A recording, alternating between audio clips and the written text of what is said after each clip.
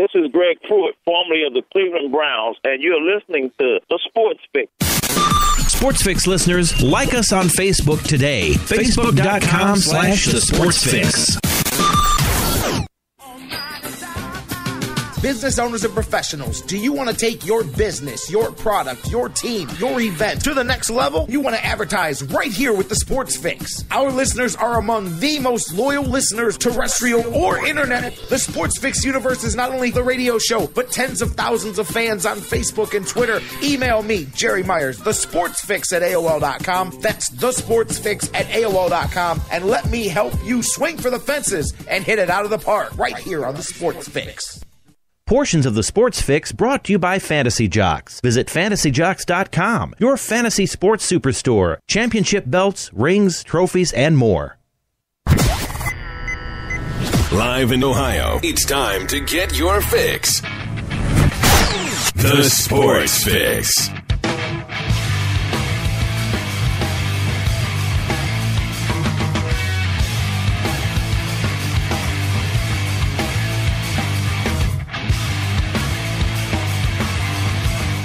That's my cue, huh? I guess I should get this thing started. Welcome in, everybody. Wrapping up the week, end of the week edition of the Sports Fix. Man, another week flies by. Another month flies by again, man. And, man, when spring, you wouldn't know it out here. Snow. Walked the little one to the bus stop this morning, and he's like, Dad, you're not going to believe this. I'm like, what, man? He's like, it snowed. It was nothing. It was a little dusting on the ground, although I did hear some other places got a little tiny bit of snow. But yeah, just that, Dad, it snowed. But yeah, so anyways, it won't go away. It's like a bad horror movie here, man, or I'm not even gonna go there. It's a Friday, man. We're gonna stay positive, baby, because it's warm and sunshiny. And I'll tell you what, March Madness in full swing, and downtown Cleveland rocking and rolling yesterday. Thousands and thousands of basketball fans just descended upon Cleveland here for the continuation of the tournament. I'm going to get rolling here in a minute, but I'm just going to go ahead and start today's show with a disclaimer, and that is if you come here to talk about a lot of things, I can have some incredibly intelligent conversations with you and be right more times than I'm not. But man, if you haven't figured it out yet, you're ridiculously insane if you listen to my opinion on anything having to do with the sport of college basketball, because I cannot be butchering this thing up any worse. Not just the initial brackets, but I'm talking about looking at it again. Man, I'm telling you, everybody I think is going to beat Kentucky. They can't even get to Kentucky. Everybody I say is going down. Unbelievable, man. Do not listen to this show if your prime motivation is solid gambling advice in the sport of college basketball. I'm just giving you a disclaimer now. You've got the wrong show. Other than that, we've got a lot of fun we can have and a lot of great things we can talk about. But man, is this tournament making me look ridiculous or what? I don't even want to preview today's games because I have no opinion. Nobody's going to win. It's going to be a whole bunch of ties today, man. I don't know. But I'll tell you what, and they're gouging down there too. $50 parking. I know some of you guys here locally saw the pictures of that posted out there across the news, and maybe I'm wrong. I'm going to ask some of you guys, and I'll give out all the information to start the show here in a second. Hit me up through the usual channels and let me know, because I have not been down. I mean, you got to figure, the big Cavs games, the Indians opener, stuff like that. I mean, I've seen $25, $30 parking. I've not seen the $50 parking before. I mean, is this a new gouging? Is this a new high this year? Or has this been, and I'm just seeing it for the first time? I mean, I thought 30 is gouging people enough when you go special event, but $50. A friend of mine right before the show was asking me if I saw it. I said, yeah, I'm going to talk about it right at the beginning of the show. And he goes, man, I got to tell you, Jerry, I would park a mile away if I had to. I would walk to the building. I would take that $50 out of my pocket, and I would give it to the homeless guy standing next to the garage that needs to go get something to eat before I would hand $50 to that garage to park my car for 5 or 6 hours. That $50 can last that homeless person in food for much longer than the 5 or 6 hours. And it's just, not trying to sound all, whatever, goody two-shoes, but it's a great point. That's nuts. But maybe that's the go now. Maybe that's the standard. Let me know, you guys, as we get rolling here. $50 to park to watch a little basketball, man, that's insane. That's absolutely insane. All right, guys, let's roll. I'm not insane. Hopefully you're not, because we're here. We're all here together, although it does get a little crazy in here from time to time. I'm your host here. Welcome to the Sports Fix.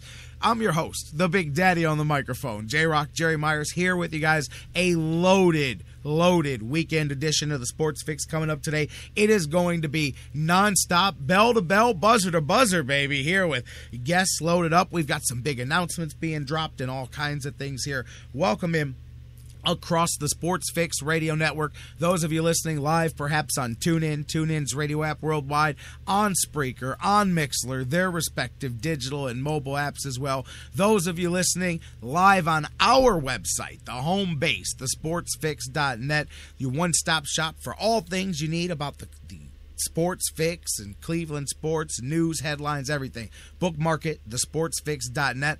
Welcome in as well those of you that listen, thousands, of course, we say this all the time, and growing by the day around the world in different area codes and time zones and zip codes and all over the place in digital delay on places like iHeartRadio, the world's largest internet radio provider, on iTunes, on Stitcher Radio, and SoundCloud, and CarPlay. All the places that you guys do the thing, man. However you feed it, download it, subscribe to it, however you get that fix, Daddy. Thank you so much for being here. You guys make this bad boy run. And as I said, we've got a loaded slate of guests here, so it's going to be really hard to open up the phones live, but they're always open 24/7, 216-539-7535. Facebook and Twitter, if you need to get through right now, Facebook.com/thesportsfix. Tweet with us at thesportsfixCLE. Email us, thesportsfix@AOL.com. Facebook.com/thesportsfix. Tweet with us at thesportsfixCLE. Email us, thesportsfix@AOL.com. We've got the sports writer extraordinaire, Jonathan Knight, looking at that slate of guests coming up. Let's run it down. JK is going to be here just moments before I'm done running down the show. JK will be joining us here to start things off, and we're going to talk all kinds of stuff. Always a awesome conversation when Jonathan Knight joins us here. We're going to kick it off. Then, big announcement time coming. My man, our friend, Vince McKee, great friend of the show, great friend of Cleveland sports, the author. He's coming on the show. He's got a big announcement coming up for something really cool coming up next week that's going to open up a lot of eyes to his latest book on LeBron James. Can't wait to get my man Vince McKee on the show. He's going to drop that bomb to you guys just about 12:45. Mike Brandenberry from DidTheTribeWinLastNight.com. He's going to join us an hour or two as well, talking some Indians baseball. We're going to talk Cavs hoops. So much to get into. Let's rock and roll and do it. Like I said, I told you before I even got done with the dealio spielio, man. My man Jonathan Knight would be in on the hotline. Sports writer extraordinaire. Let's start talking right there. I was starting off the show. Let's welcome JK in first. JK, my man, how you doing? I'm doing well, Jerry. How are you? I'm fantastic as long as you are not dependent on me for your college basketball gambling and wagering. If I don't put any kids' monies up, I'm telling you, I had to start the show with a disclaimer. Last night, I had to look at my son and go, man, I am awful at this. I am sitting here every day talking about these games like I know what I'm talking about. I said, I know basketball, I know football, I know baseball. College hoops, I'm terrible. Why do I even pretend? Because I can't. I'm telling you, if I pick them, just run the other way, brother. I think there's a lot of people in America feeling the same way you are. Not that anything really that surprising happened last night. I think what's really the American conscience is really struggling with is we all just have to kind of suck it up and accept the fact that Kentucky's going to win the national championship. I think we all kind of hope that. In the back of our mind, maybe somebody will put it together, but no, after what we saw last night, what they did to West Virginia and Wisconsin not looking real good themselves, I think Wisconsin was sort of that last great white hope for everyone that somebody could beat Kentucky, but mean, anything can still happen, but, this is not one of those anythings that will happen. Man, I'll tell you, man. So you think they're going to run it? Obviously, man. Yeah. I said, bro, when I did the brackets to start the tournament, I said Kansas was going to meet Kentucky in Cleveland. They were the team that was going to knock off Kentucky. Kansas didn't even get out of weekend number 1. So then ESPN gives you a second chance bracket. You could go try it again. I said, okay, we're going to re-bracket this thing, man. And I said, okay, Wichita State's going to shock the world. They're going to knock off Notre Dame. They're going to knock off Kentucky. They're going to be the team to do it. They lost the next game. I'm like, you know what? Yeah. I'm done. What am I doing here, man? What am I even doing? So can you start again and this time pick Kentucky? And maybe that's what done. You give that smoocheroo of death to whoever you pick. So maybe that's the key. Well, I mean, I picked Duke to win in the beginning, so I'm holding out hope. Well, there's your first mistake right there, dude. I'm just telling you, man. From now on, in the month of March, I'm going to actually pre-record it so that starting next year, wherever I'm on the air, if it's the Sports Fix, if it's in another town, until the day I'm no longer in radio, there's going to be a disclaimer all month long that says if you're tuning in and this has anything to do with wagering in any way in college basketball, just turn it off.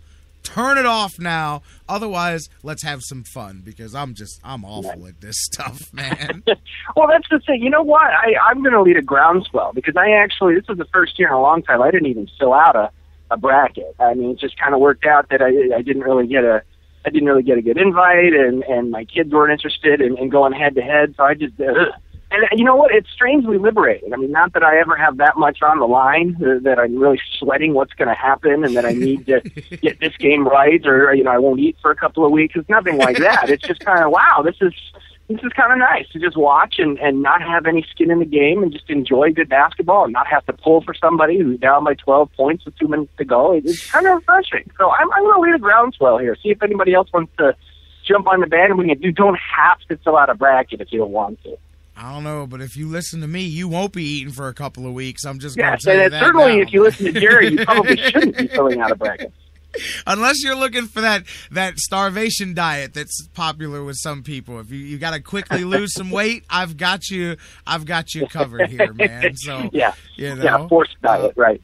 You know what the problem is, seriously, is I try to be too smart because there's going to be upsets, all of that. So I'm now that guy who picks all the 14s over the 3s. I pick and then I get them all wrong. I get all the ones I pick go the other way, and all the ones that I go one way go the opposite way. And I'm like, man, this is ridiculous, man. And that's the thing. Like, we're smart enough to know that there's upsets, but we're silly enough to think that we can try and pinpoint which one it's going to be. Like, we know a 12 is going to be to 5 because it always happens, but okay, which one's it going to be? And if you pick wrong, then you kind of double screw yourself. So yeah, I mean, we're the smartest thing to do from a mathematical standpoint is probably just to pick the higher seeds all the way through and just play the percentages, which is no fun at all. Funny that you I say that. I mean, that's probably the way to do it. I don't know any other way to really suggest someone to do it because you play by your gut, you play by intelligence, you're going to lose. I did do that. Funny that you say that. Let's talk for a minute. I did 2 brackets. One for our challenge, which was me thinking that I was smarter than the world. And then I did a chalk bracket where I simply took the top seeds in every game all the way to the Final Four and so on and so forth. In the one where I was super smart and actually tried to look up all these guys that I watched for 5 minutes play basketball and all of this stuff, that bracket has so far accumulated 430 points and has me in the 10 millionth or so place with about 12% correct in this thing. Now, the chalk bracket has 150 more points already. It's at 570. It's only in 2 millionth place, so it's 8 million spots better, and it's at 76%. So the chalk bracket is much, much better than thinking I was smarter than the rest of the world. So next year, I'm going to throw darts at this thing, and I'm going to see what happens. I'm seriously going to blow up each bracket. I'm going to put it on a spongy dartboard, and I'm going to throw darts, and then I'm going to tell the boy to go look and tell me where they landed, and that's how we're filling out the bracket, man. Right, either that or have your dog make the pick, something like there that. There you go. I mean, at least if you're going to go down, have a laugh while you're at it.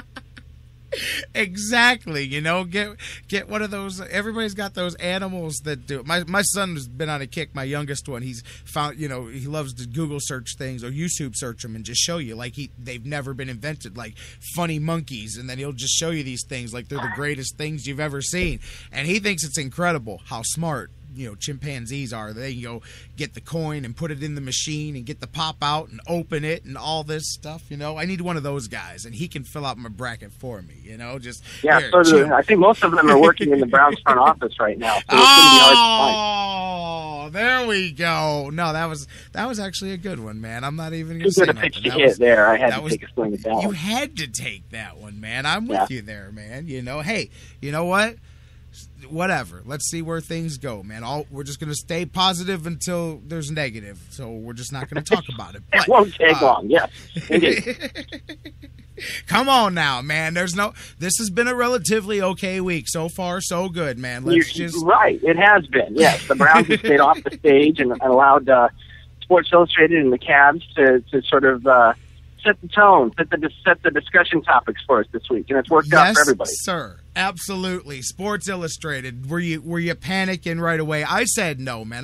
Matter of fact, I was telling people the other day on the show. I said, look, people talk about the jinx, and I get it, but I said, look at the odds. I said, there's 50 athletes or 50 cover topics a year in Sports Illustrated, and there is no time limit on the jinx. If something happens a year later or whatever, it or within a year or so, it's attached. So the odds are huge that in a grouping of 50, 75 athletes on a high profile level, a good handful are going to get hurt. Another handful are going to have bad seasons. One or two are going to end up tweeting the wrong picture or Facebooking the wrong thing out. And that's going to happen. So really it's more the odds than the actual jinx, Well, sure. I mean, and where I think that's another side topic of this jinx discussion that has emerged again. What are the parameters of this jinx? Is it just Cleveland? I mean, what's the time limit? Is there a statute of limitation?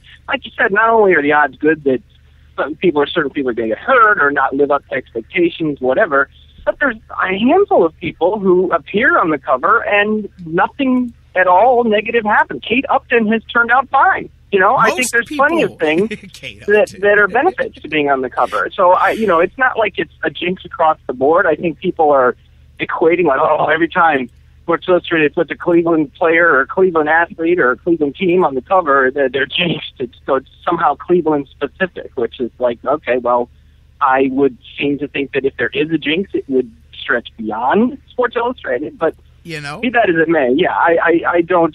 And, honestly, the funny thing is, the reason I didn't panic when I heard what was happening and saw the cover, it had nothing to do with any of this intelligence, we're smarter than this type of mentality. It was, well, it's a regional cover, it's okay. It doesn't have the witchcraft baked into it. There's 3 other ones, so it's not just the Indians. So it waters it down. It waters down in general, which is a good and bad thing. What do we have? Like a 1 in 4 shot of avoid. So maybe only one of the 4 teams gets hit with the jinx here. So maybe we've split the odds here a little bit since it's regional. Yeah.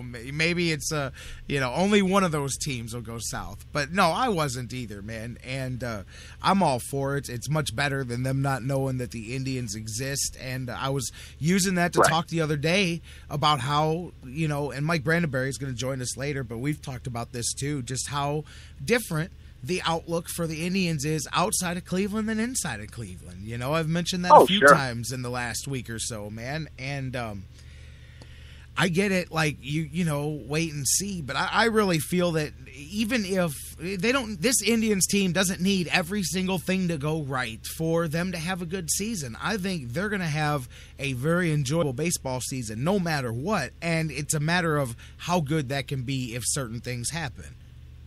Right, and I think what Sports Illustrated is seizing on that if all of those things go right, then this is what could happen. And I think I would argue with anybody who's opposed to that. I mean, if you look at the potential upside of these Indians then it's absolutely. What's interesting too, if you really read between the lines of what Sports Illustrated's saying in their predictions, because they actually do spell it out. They predict the records for all the teams and the standings and who's going to beat who in the playoffs and all of this. So they have the Indians winning the Central, and but only with, I think it's 91 victories they predict them for. And I'm like, okay, that's about right, or 92, I think it is.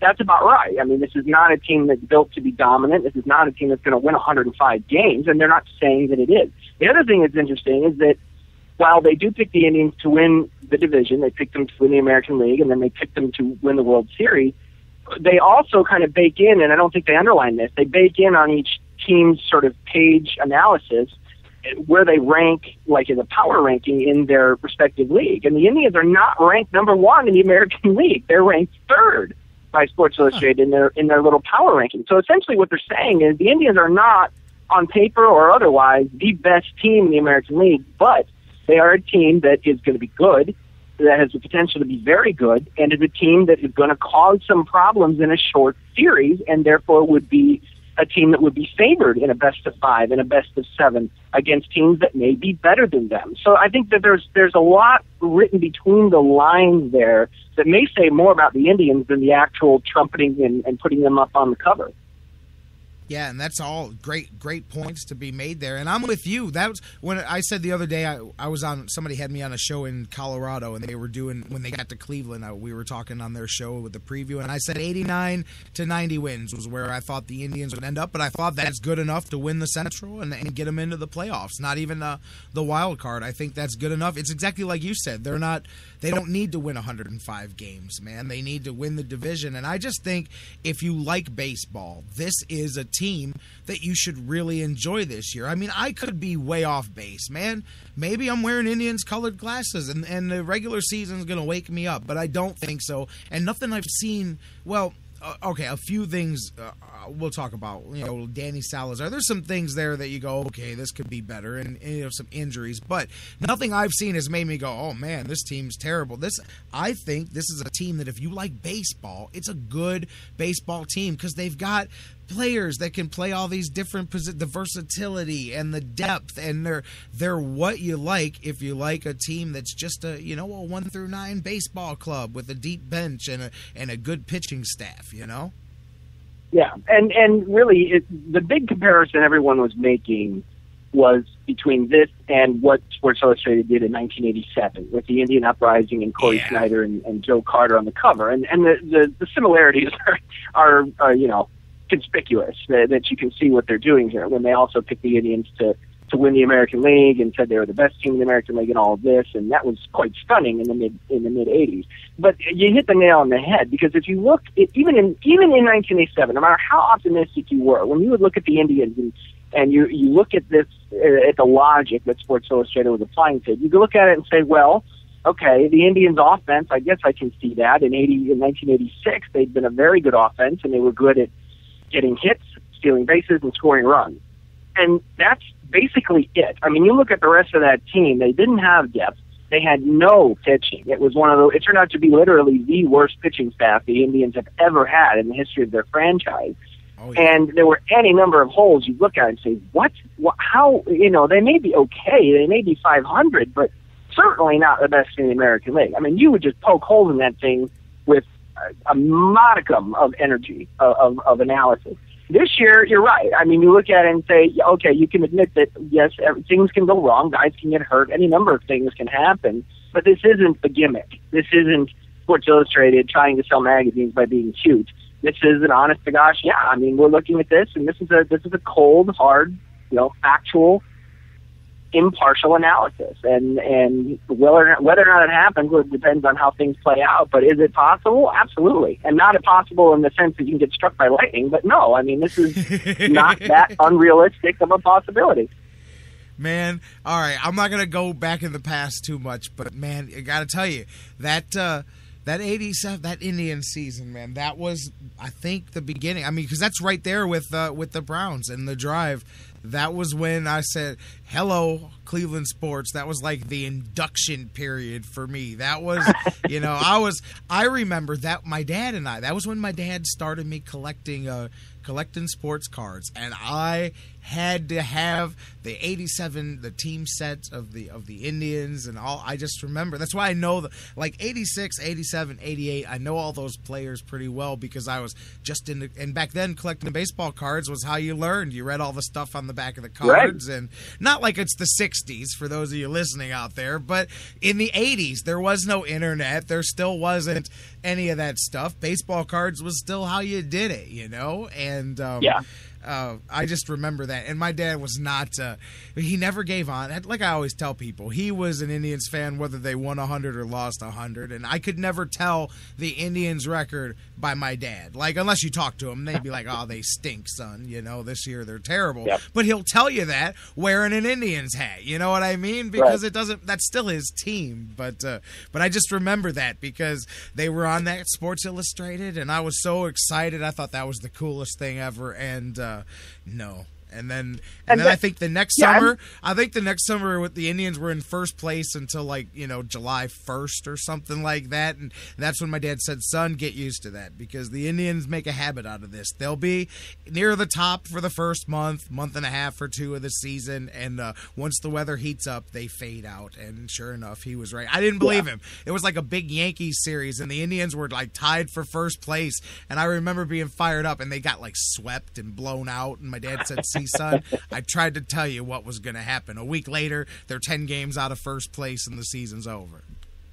But that's the thing, and you bring up a really good point that for all the people that are wringing their hands and bemoaning and saying, "Oh my gosh, they ruined the season. This is terrible. What Sports Illustrated has done. We had a shot until this happened." All of this, and when you look back at 1987, and of course, yes, it was a train wreck, and everything that could have gone wrong did go wrong, but we're still talking about it, I mean, it's them being on the cover of Sports Illustrated, even if it wasn't fulfilled, they were going to lose 101 games whether or not they were on the cover of Sports Illustrated in 1987. I hate to break it to everybody, but that's the reality. That was a terrible team. That team was going to stink. But the reason we remember that team, the reason we remember that year is because of that Sports Illustrated cover. That was honestly one of the highlights of the 1980s for this franchise was the week that cover appeared, and we're still talking about it. So I think the thrill that we got from that cover, that we still get from that cover, I think we can take in 2015. We'll always remember 2015, no matter what happens. We'll remember, hey, they were on the cover,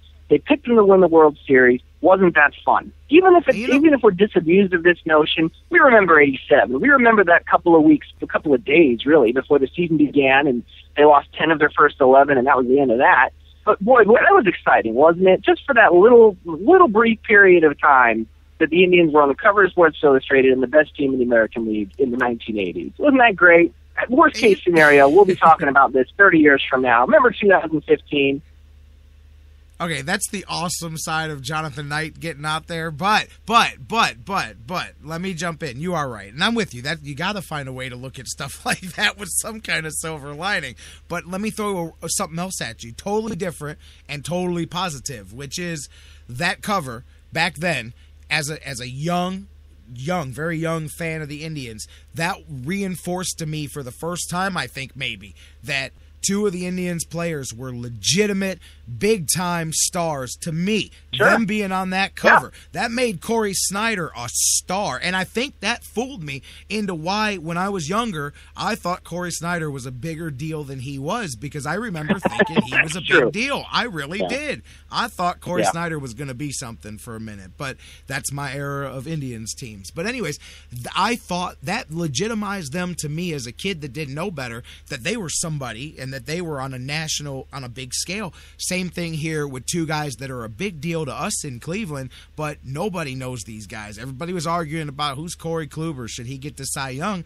That's a good thing there, and maybe to the next fan base, the next generation, that adds a little bit of, hey, we've got some bona fide stars here in Cleveland.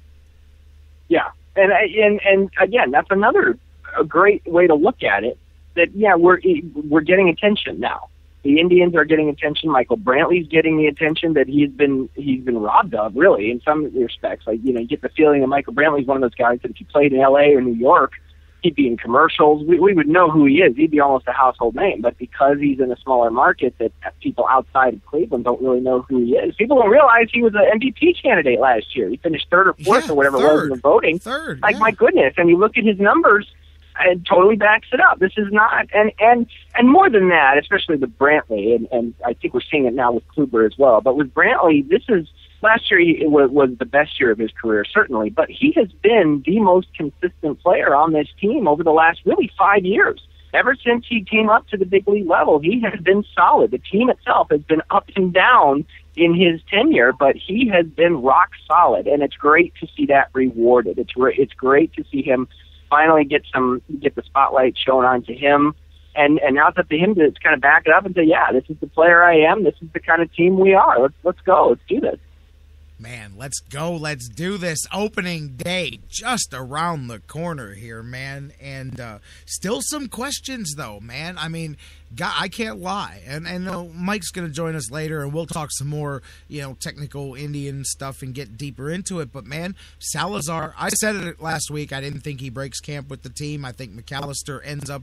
I thought it was more for functional reasons because he could also be in the bullpen, but for practical reasons, too. Danny Salazar is not ready to start the opening day on the Major League's roster. And it certainly doesn't look that way, no. And we saw this, I think, last year too. I think we saw, and certainly with him, and I think with Carrasco, I think there's just, I don't know if it's certain guys or just them specifically that they're not spring guys. They don't get off the fast start. But I don't think it's necessarily time to panic with Salazar anyway. I think that if he does open up in Columbus, that's fine. Sooner or later, he will be up with the Indians. I mean, we know that this is true. I don't think that he's lost it. I don't think that he needs to really need to start over or anything like that. I think he's going to get up sooner or later, and he'll be okay. I think he's, again, especially when you look at 2 years ago and how quickly he emerged, I think he's got a little bit of the Jarrett Wright syndrome, where you came too far too fast, and you go from starting the season at Double-A and you end the season by being the team's choice to start the one-game playoff. My goodness, that's a lot to absorb in 1 year, and even if you do handle it, the fans may not necessarily understand that, there's still going to be fits and starts here. There's still going to be one step forward, one step back over the next couple of years. So, and this is just another one of those. So, I think he's going to be fine. Whether or not he lives up to that potential we saw 2 years ago, that remains to be seen. But he'll be okay. I think there's enough there that it's better to, take a step back, head down to Columbus. We don't need you to start because we have depth in the starting rotation. We'll be fine. Get this fixed, and then bring him back up when necessary. Absolutely. And Bruce in the chat room mentioned Trevor Bauer's another one that you'd really like to see. Hopefully, I mean, again, I hold out. I've been saying this, that I'm going to go with the caveat that he's been experimenting and working on things and all of that stuff, and that's great. And that when it's time to get people out, then we'll start getting people out. I hope that's the case, because those are those things that I say makes the difference between it being a fun, enjoyable season and the extra stuff that we could be talking about. Yeah, and as fans, we don't know what we're looking for in exhibition games. We don't know what we're looking at. Exactly. We don't know how to interpret what we're seeing. We're just looking at box scores. We're looking at individual statistics. We don't know what their objective was for that particular day, and we try and read into it. And even if a guy does have a fantastic spring, that doesn't guarantee that that's going to carry over, that he's going to instantly start the regular season and everything's going to carry over. We know this, but we should know this. I think we forget it every year at this time. Whenever something gets really good or really bad, we tend to forget all of this. But, yeah, I mean, when we hit April 6th, and if a guy's struggling to get guys out, then we'll worry about it. For now, I don't even really concern myself with it. We'll see what happens, and we'll see what happens specifically when they start assigning guys. And if they do send Salazar down, we'll say, okay, yes, we read that correctly. He was struggling. It wasn't just he was working on a pitch that day. Yes, he's been having some problems. But assuming that they're on the roster, the coaching staff knows what they're looking at and knows how to judge this talent. Once we start playing with live ammo, then everybody will be able to kind of look and understand what we're seeing and not have to put it through the filter of Cactus League baseball. And the flip side for people worried about the pitching right now is I've said it, man. I think this offense is going to be much more consistent and improved in that way. I really do. I feel good about the Indians' offense heading into the regular season, and I think that lets you off the hook a little bit. The pitching doesn't have to be. Think about how it was in the second half of last year, JK, where it was do or die. There had to be lights out performances every night because, when the offense was struggling, you'd have them nights where you felt if you gave up 2 runs that it was over because you couldn't get one across, and so the pitching had to be so tight. And they were perfect a lot of the time down that stretch, but if the offense is more consistent, and I really think it's going to be from top to bottom, that lets some of the slack off of that in the beginning part of the season too. So maybe they don't have to have the best ERA in the American League right off the bat because you're getting an extra run or 2 a night, instead of, I keep saying, 10 runs on Wednesday and 2 on Thursday.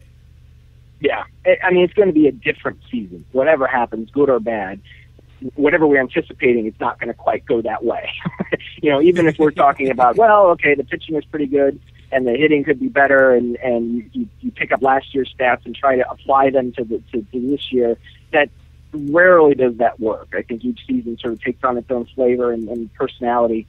And so this is going to be, we're not going to be able to really predict how this is going to be. I think, and I would feel the same way, that the offense can't help but be a little better. The pitching probably will slip, will not be quite as good, or at least as good as it was in the second half of last year. But it's the sum of the balance of that. Like which side is going to dip, which side is going to pick it up more. How does that scale balance? Which way does it tip? Are they going to be better? Are they going to be worse? Are they going to be the same? We just don't know. I can't wait. The next time we talk, we're talking opening day, man. That's right. Done with just over a week. Of this. Oh, I cannot wait, my friend. I cannot wait, man. Yeah. So you know what? Before 2 weeks from the home opener, too. 2 weeks from today. 2 weeks from today. Absolutely. 2 weeks from today, baby. Home opener. Man, all right. A couple of good Fridays coming up here in a row, man. Indeed. Real quick, we don't have to get too deep into it. Another week of Cavs hoops. How you feeling, man? Oh, well, we talked a couple of weeks ago about that when they went to Dallas and played perhaps a perfect game. I got that vibe again Wednesday in Memphis. I mean, what they have done in the last 2.5 months now, again, and we talked about this ad nauseum, but just impressed. And I think the one thing I did start to pick up this week is I started to notice how much better the Cavs are, how good, almost scary good the Cavs are when they have a day or two between games to fix things. We were just talking about that. Yeah. I mean, you're really starting to see that, and that is great to see because that's what the playoffs are. You never will play back-to-back. Yep. They'll always have a day off, and we'll have time to, 1, to recover, and 2, to make adjustments. And, boy, the Cavs have been – in fact, I was looking at this, Jerry. The Cavs, since that magical January 15th that we point to when LeBron came back and after the trades had been made, the Cavs are, I think, 28-6 now is their record in those 34 games. And of those 6 losses, 4 of those 6 losses occurred on the second night of a back-to-back on the road. Yep. So only 2 of those losses came as, with a day off or the day of preparation, without that extra day or with that extra day of preparation. So I think that you're seeing a trend there. When the Cavs have that day off, when they're able to kind of tweak what's going on, boy, they are on fire. They are tough to beat. And all of these games, you're seeing these perfect type performances like you've seen the last few weeks. That's what you're getting is when you get a day or two off in between these games. Oh my goodness, they are impressive. And so that bodes well because that's what playoff basketball is. It's take a game, take a breath, play a game, take a breath, and it goes that way. So it's much less about endurance and more about strategy and really letting the talent emerge. So once again, a promising week and really gearing up now. We're down to the final, I think, 9 games, last 3 weeks going into the playoffs. So yeah, I'm feeling very, very good about this. JK, I'm glad you pointed out that David Blatt stat. We were talking about it just the other day, and I pointed it out, and we really went into some of the depth of it. Here's the thing about that is that for January 15th, that's for the entire season, they lost the first game in that situation. They've had 13 opportunities to have the extra day off in practice, and that'll show you how hard that is because it's been nearly the whole season, and there's only 13 of them. They lost the first one back in November. They've won 12 straight in that situation since, and some of those were before the trades, which, again, I said it, when you combine the IQ, the basketball IQ of David Blatt and what that man brings to the coaching staff, and then LeBron and Kyrie, both very high basketball IQ guys as well. You've got a lot of other guys too, but I mean, those are some really intelligent basketball minds. That's why when they get together, have the extra day off to practice, they're practically unbeatable, and that's why I say in a 7-game series, man, they're going to, whatever it is, they seem to have the intellect, the IQ to counter it, to come back differently and reattack things, and that's what's exciting is that stat. I'm glad you pointed that out because that made me go, that's it, man. That's one of the hardest things about this team is when they've got a chance to get ready, they're practically unbeatable. Yeah, and that's incredibly encouraging. I mean, that is. We're not, we're not used to that. It's great to see. It really is good to see to see them coming together. It's difficult. You see that they're going to be very tough to beat.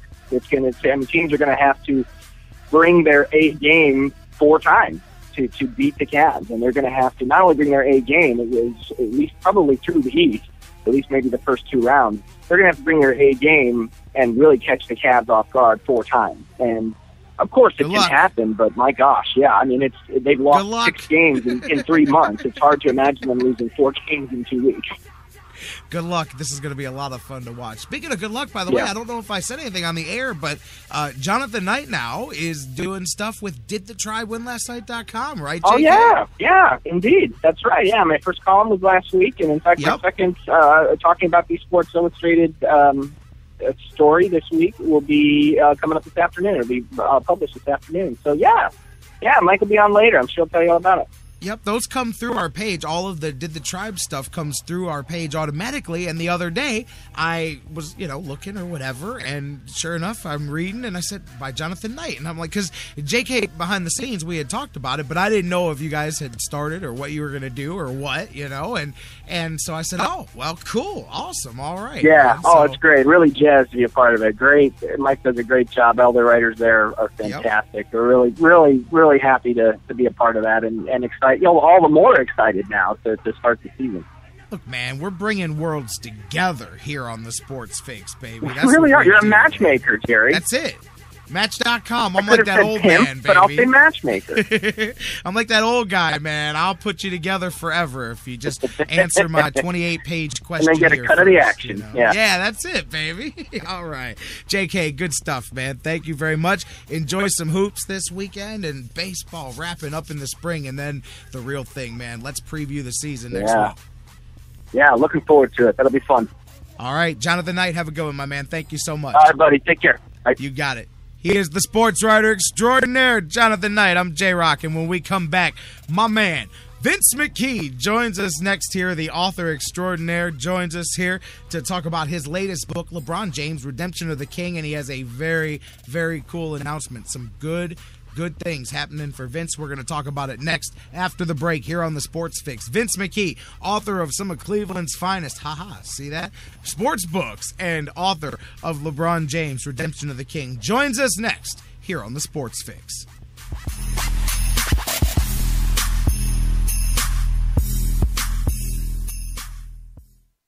Get your fix. Because it's Friday, you ain't got no job, and you ain't got to do. It's the Sports Fix. We'll be right back. Hey guys, before we go to the break, I want to talk to you a little bit again about our good friends at Harry Buffalo North Olmsted, the UFC, the Ultimate Fighting Championships, some of the hottest fights in the world today. Each and every one of their huge events, Harry Buffalo is one of the few places in Northeast Ohio you can go there and watch each and every UFC fight at the Harry Buffalo. And let me tell you, I've been there. The people are out the door. They are to the rafters. It is one of the craziest environments for some UFC fights. Wing Mondays, they've got great deals on wings and drinks, and every day of the week there's a different special, a different deal. And don't forget the Bison Burger, the unbelievable. It is the combination of a fantastic burger and eating healthy combined into one unbelievable sandwich. You have got to get a Bison Burger while you're there. So whatever you're looking for, whatever day of the week, Monday through Friday, Saturday, Sundays, there's something for you at the Harry Buffalo North Olmsted, just outside Great Northern Mall. Check them out today. Harry Buffalo, join the herd. The Sports Fix is on iHeartRadio. Download the free iHeart app today. Subscribe to the show and get your fix. Fantasy sports lovers, you put so much time, hard work, and effort into playing week to week that it quickly stops being a fantasy and starts getting real. And when the smoke clears, you want to show off those victories with a real prize. I mean, a really real prize. Nobody does that like Fantasy Jocks. The crew over at Fantasy Jocks have beautiful, high-quality, and heavy-duty championship belts, rings, trophies, and so much more for all your fantasy sports needs. There's literally only one place to go. FantasyJocks.com. What's your fantasy? Here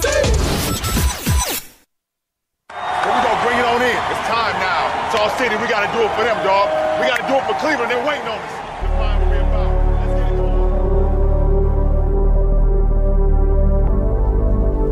going. Every single night, every single practice, every single game, we got to give it all we got because they're going to ride with us. Everything that we do on this floor, because of this city, we owe them. We're going to grind for this city. They're going to support us, man, but we got to give it all back to them. We get it done. The toughness that we have on the court is going to come from this city. Everybody, the whole city of Cleveland, that's what it's all about. It's time to bring them something special. Let's go. Bring it on in, everybody. Let's go. Hard work on 3. Together on 6. 1, 2, 3. Hard work. 4, 5, 6. Together. 1, 2, 3. Hard work. 4, 5, 6. Together.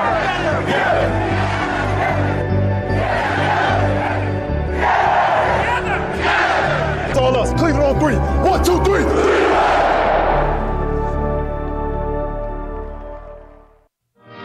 Hey everybody, this is Jerry the King Lawler from WWE, and you're listening to the Sports Fix.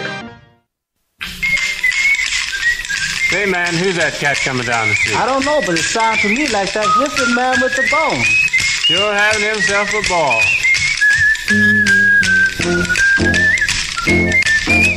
Welcome back to the Sports Fix live across the Sports Fix Radio Network. J-Rocc back with you, having some fun, wrapping up the week and all that jazz that comes with it here on the Sports Fix. Jonathan Knight, my man, always a fantastic conversation. And next coming up, Vince McKee, the author, Cleveland's finest, just one of the fine books Vince has put together. His latest has got some big news popping off. We're going to drop that for you here on the show in a little bit. But when we're talking about big news and things popping off in the Sports Fix, I'm J-Rocc, by the way. Welcome back in. Facebook.com/The Sports Fix. Tweet with us at The Sports Fix CLE. Email us, thesportsfix@AOL.com. As we wait for Vince to join us here, I've got to take that pause for a minute and go back to the beginning. While I'm complaining about my bracket and this, that, and blah, blah, blah. It doesn't matter. Let's give some credit where credit is due. We told you guys at the end of round 1 about, of course, we've got our bracket challenge. We've got about 50 different members of the listening audience, parts of the show, different people doing the bracket challenge here. And many of you guys joined us. It's a lot of fun. And by the way, I am in 49th place. I'm just going to tell you, I mean, there's one person separating me from dead last, man. Now, last year I was able to salvage it up a little bit, but that's not coming anytime soon this year. But my man Adam Spear, man, he is not only leading our competition, but he moved up. He was in the top 750 out of 17 million brackets or whatever it was that was entered in this thing. He's moved up. He went 4 for 4 yesterday, continuing his unbelievable run. Remember, he got 14 of the 16 Sweet 16 teams right. He got his first 4 predictions of this weekend right yesterday.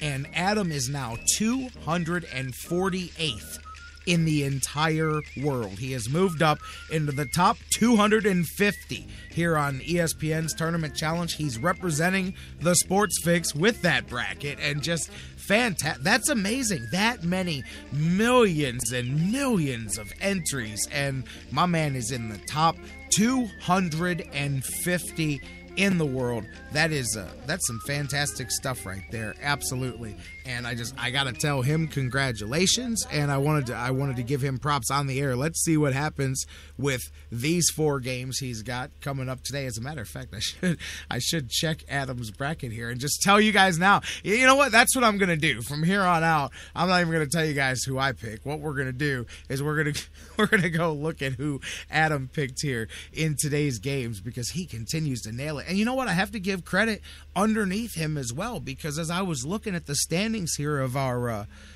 bracket, right underneath him, Vishan, who you guys recognize, he's constantly, we've brought him up on the show. He's always a longtime listener of the show, comments throughout the episodes here. He is nipping at Adam's heels. He's only 40 points behind, which is also going to put him at least in the upper percentile. I don't know exactly where. By the way, thanks to the strong guys at the top, pulled down by me, our group has now moved up into the top 2,400 in the entire nation, but I'm going to keep us way down. Sorry, guys. But, man, Adam just running away here, and I'm going to, as I pull up his bracket, I'll tell you guys who he's got advancing to the Elite Eight in today's set of games here. Let's take a look here. We've got, according to Adam, who is got this thing figured out, he's got Louisville, Michigan State, Duke, and Gonzaga as the 4 teams coming through today. So if he goes as perfect as he did yesterday, he nailed all 4 of them: Arizona, Wisconsin, Kentucky, and Notre Dame. So let's see if he goes 4 for 4 again today. And if Kentucky fans hope he's right, because he's got Kentucky knocking off Duke in the final of this thing. Got to give props where it's due, though, man. Good stuff there. And for those of you guys that missed out on it, there's always next year the Sports Fix Tournament Challenge. There's a Cleveland Sports prize pack going to the winner, which is going to include a couple of books by my next guest, Vince McKee, the author from Cleveland's finest, Cleveland Cavaliers, History of the Wine and Gold, Jacobs Field. My man Vince McKee, several fantastic books. He's featured yours truly in them, including his latest, LeBron James Redemption of the King. And we're going to put a copy of that in, along with a copy of Cleveland's finest and some other stuff in that prize pack that it looks like Adam's got the inside track on, but who knows? Maybe there's a couple guys nipping at his heels, and we'll see who wins that thing and wins the Sports Fix Bracket Challenge. But talking about that, talking basketball, let's carry that right over to the phone lines, to the hotline, to the Batmobile. My man, Vince McKee, the author, joins us next. Vince, how you doing, my man? Oh, wait, you know what? I got to let you talk first. There we go. Now, let's try this again. Vince, how you doing, my man? Thanks for having me on. I'm doing pretty good. I think I'd be doing a little bit better if it wasn't snowing outside. I know the last time I called you, my first comment was about the weather, and I thought to myself, I think the next time I talk to Jerry on the Sports Fix, it'll be nice and sunny outside. Figure it'll probably be right about this time, and it looks like I couldn't have been any more wrong. So other than that, things are going great. What about you, man? How you been doing? Told you guys about that snow. I was mentioning that when we kicked off the show. I'm fantastic, man. Big addition to the show. Got a lot of things going on, and I'm super stoked to have you on it. I mean, we'll get to your news here in a minute, but things rolling along. LeBron James Redemption of the King. I told people a few weeks back when the book launched about it being ahead. I mean, just phenomenally above the previous releases as far as the first 24 hours. Just blowing away all your other releases as far as the sales. How have things been going in the first couple of weeks of things with the book? Not just flying off the shelves, but the reaction, the feedback you've gotten, the reviews. How are things going so far? It's going great. It's been a real whirlwind. I think each project gets bigger and better, like we've discussed. And it's great. I've had a lot of help from my agent Lillian Opsommer out with Clarity Press, who did this book. She's really been busting their tail. So many good things have happened. So many good things are still going to happen. Some I could talk about, some I can't just yet. But it's been great. Sales have been going well. We're working now on a book tour, getting that lined up. Several book signings. So it's been a lot of fun. The early sales numbers were good. Like any poker player, I can't really reveal my cards. It's, unprofessional to give any kind of exact numbers. But I will say much better than any book I've ever written. Blew them out of the water right away, and it's cool. This whole thing's been a lot of fun. Reviews have been good so far. Obviously, there's a lot of, talented people reading this book, people like Bruce Wood and Charles Morgan, and, they always like to give, the best of reviews. So, I've been blessed with that as well. Your fans have become my fans, and my fans have become your fans, and it's been amazing, Jerry. It's been a whirlwind, but it's been absolutely amazing. And I'll tell you what, not to brush past the LeBron James book. I know that's the main thing we're talking about. But, in the whirlwind of all this stuff that's happened, I thought it was pretty cool. We've mentioned it. I don't know if we mentioned it last time you were on, but the re-release of Cleveland's Finest with the new cover, and I thought that was pretty cool. And not only that, but you got to re-release Hero, which was the first book you did when I first met you and had you on the first time years ago onto the Sports Fix. And I know that was your initial labor of love, and I thought it looks really, both of those, the new covers look phenomenal. Cleveland's Finest, just, you know me, and I talked to you about that. I said, man, that's your selling point right there. And not that there was anything wrong with the other one, but the new one is just so fantastic that it gives the book what it deserves, man. And same thing with the redo of Hero. And I know that one probably is your favorite because that was your labor of love. Yep. So I'll tell you what, it goes back to a conversation me and you had back before the book signing at Stanford's. We have Cleveland's Finest. And then we had a conversation about, having confidence in your work and having a belief that your stuff needs to be top-notch at all times. And, what a lot of people don't know is back when I first started writing, especially Hero, I believed it was a great book, and I believed it could change lives and all that good stuff, but I didn't have the confidence that I do now. So I was willing to accept whatever I could get. Just like with Cleveland's Finest, I was willing to accept whatever kind of cover I could get. And that's a crucial mistake I made back then. And again, like you said, labor of love, and we learn these life lessons. And when it came down to the cover, especially for Cleveland's Finest, like you said, it was okay. I was okay with it. But I always knew deep down inside that we could have did better if we would have been more patient. And, sometimes in life, and I'm not going to go overly religious on you, Jerry, but sometimes in life, God gives you second chances. Absolutely. And this is one of those times. This is one of those times where I had 2 second chances, and they came at me at the same time, which was amazing. Number one was to have Clarity Press do the 2-book deal for LeBron, and the caveat I threw in there, I said, you know what, I had this book out there. It's called Cleveland's Finest. It was self-published. People loved it. It was this incredible book. I still feel it's one of the top 3 books ever written on Cleveland sports. I don't care what anybody says. In my heart, in my mind, it is. And I said to Clarity Press, I said, we got this great book called Cleveland's Finest. I'm like, I don't want to change anything that's on the inside of it, but I would like to redo it, reprint, sell it nationally, and have a new cover. And they were willing to do it. And like you said, we got the new cover release about 4 weeks ago. It's beautiful. I couldn't be any more happy. And then while that was going on, it's been such a whirlwind, then I got the news on Hero. So then a different company called Motivational Press, they do, inspiring motivational books, which is what Hero is. We were able to add 182 extra pages. We were able to get it fully edited, brand new cover, sold nationally. So it's been amazing. I mean, I couldn't, you don't get second chances very often. I was given 2 in a matter of weeks, and it's just been phenomenal. So to me, I couldn't have asked for a better 2014, and now with 2015 off to a hot start. It's just awesome, Jerry. The support of people like you and your fans and everybody that I've met, along with my wife and my daughter, it's just been incredible, and it's been exciting.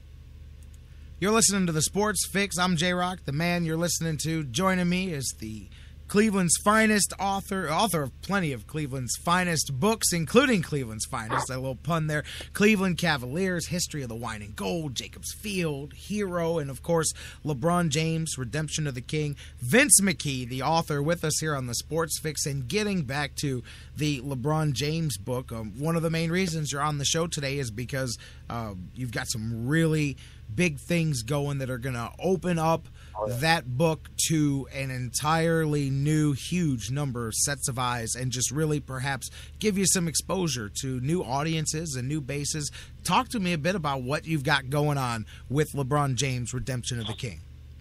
Absolutely. The key thing with any product, as you know, as a small business owner and everybody that you promote, the key thing always is exposure. You can have the best product in the world, but if you don't have the exposure for it, it's going to hurt your sales, it's going to hurt your viewers, and it's going to hamper you. So, to touch back real quick with Cleveland's Finest. Cleveland's Finest, again, I will say it again, is one of the best books ever written on Cleveland sports. And the exposure we had for it, we didn't have the biggest platforms that we needed. We might this time around, I think we will, but it's that exposure. So going into this, working with the Clarity Press on the Redemption of the King, again, my incredible agent, Lillian Opsommer, cannot say her name enough, partially because I just love to say her name, it's a cool name, but she works with, she's working with a lot of national people, and here's the big news, I will stop toying around with it, and I will let it loose. As of this upcoming Monday, there will be 5 straight days of excerpts and bylines on SheridanHoops.com. It is the website ran by Chris Sheridan. And if his name sounds familiar to you Cavs fans, it's for good reason. Last year, when LeBron was going to come back, before he made the announcement, about 48 to 72 hours before LeBron James came back to Cleveland, Chris Sheridan broke the story. He said, I have an inside source, I've spoken with the right people, and I 100% guarantee you LeBron James is coming back to the Cavs. He sure did. He was did. the only national reporter to do it. He was the only one with enough guts to go out and do that. And when it happened, he became kind of a cult hero amongst Cleveland fans. Chris Sheridan did. So his website blew up. His Twitter blew up. He blew up. And the reason why this is big, and the reason why this goes back to exposure, is SheridanHoops.com gets 200,000 hits a month. 200,000 hits a month that website gets. That is enormous. That is enormous. I cannot stress it enough. And starting Monday, they're going to take an excerpt from the LeBron book each day, a new part of the book. They're going to have it on there. It's going to be a little article, to entail with it, with the byline, with the excerpt. It's going to be the exposure we've always wanted. For me, it's a dream come true, and I couldn't be happier. And, that is one of many big announcements. I can't release anything else yet, but that right there is a game changer. And honestly, Jerry, you're one of the guys who have supported me, all the way. So I'm happy to break the news. No one knows except you, my wife, and now the listeners of the Sports Fix. So Vince, there it is.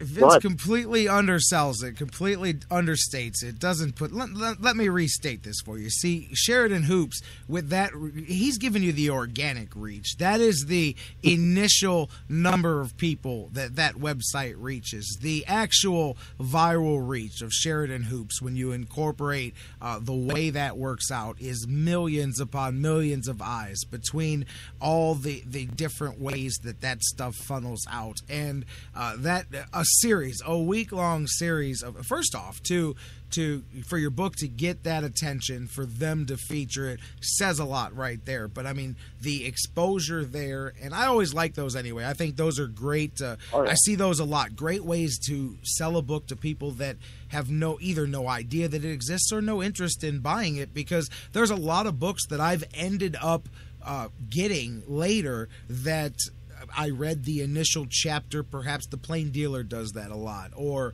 I'll read the first chapter or two in an episode of Sports Illustrated or something like that, and I'll go, hey man, kind of hooks you to the book. I always love when authors put the first chapter of their next book in the book that they are writing now, because that really just gets you ready to buy the next one. So, that's huge news. You're sitting here talking about 200,000. There's millions of new eyes next week opened up to this book. It's a huge opportunity for you, and really well deserved, Vince. And I'm glad you dropped it here.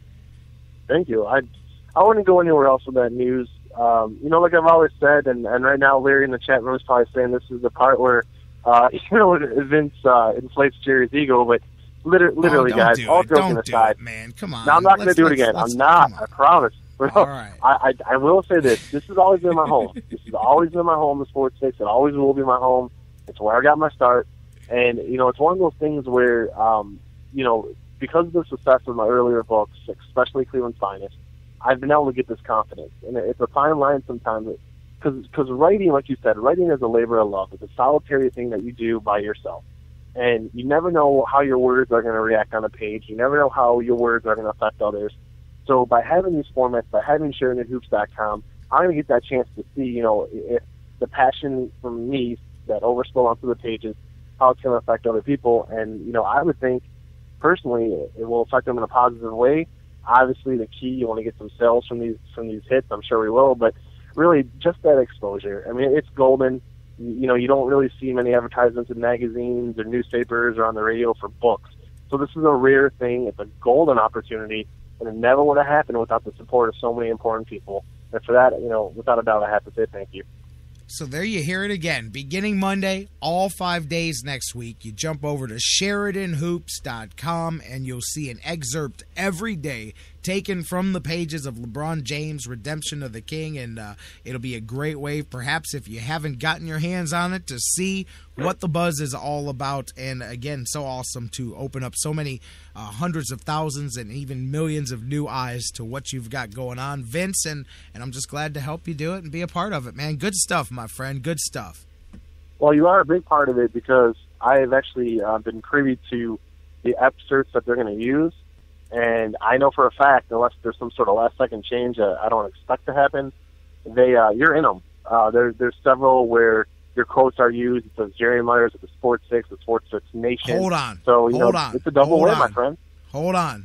You didn't ask me about college basketball, did you? Because if you did, you better get that stuff out of there now, man, because we are in big, big trouble if you asked me anything about college basketball. We've established this today, that is not happening, brother. So we're good, right? All we talked was NBA, LeBron, Cavs, right? We're good? Stuff I know about, right? Stuff I know about, right? Okay. Yeah. No, I'm having some fun because I literally, I know you can't listen to the early part of the show. I had to open the show with a disclaimer about how terrible I am at prognosticating college basketball games. I'm telling you, I'm the worst. You're better off. I'm telling you, you're better off flipping the coin, man. You'll get better odds than if you ask me. But anyways, as long as you weren't talking college basketball with me, then I'm guessing that's really cool though, man. Now I'm gonna have to go check it out. I was gonna check it out anyway, but now I gotta go, pat myself on the back and go check it out and go, hey, that's me. All right, man. So good stuff. No, hey, that's awesome, Vince. Really great news. And I've been dying all week to drop it. I've been dropping hints and saying, hey, man, I can't say nothing, but can't wait to get Vince in on Friday and talk about it. That's good stuff, and I can't wait to talk to you behind the scenes and see what kind of reaction you start getting from people as this begins to filter out next week. Oh, absolutely. I mean, it. You're on my very short list of people, like you said. Sometimes, not like you said, but like I said, actually, sometimes in this world, you can count the number of real friends that you have on your hand. So I can consider one of those 5. So without a doubt, when I hear good news, I like to share it, with the people I'm closest to. So without a doubt, and we'll see it. It's gonna look good. I can't wait. All right, Vince McKee, Sheridan Hoops is the website next week. All 5 days. Some awesome sneak previews and excerpts taken out of LeBron James Redemption of the King. Vince McKee's the author. My man, he's Vince the Author on Twitter, by the way, if you want to talk to him. Vince, great stuff as always. Have some fun. Enjoy some March Madness and this Cavaliers playoff run. And I look forward to, once you get your book tour starting to get all lined up and all that, let's get you on and tell people where they can come see you and where they can pick up a copy right in front of you.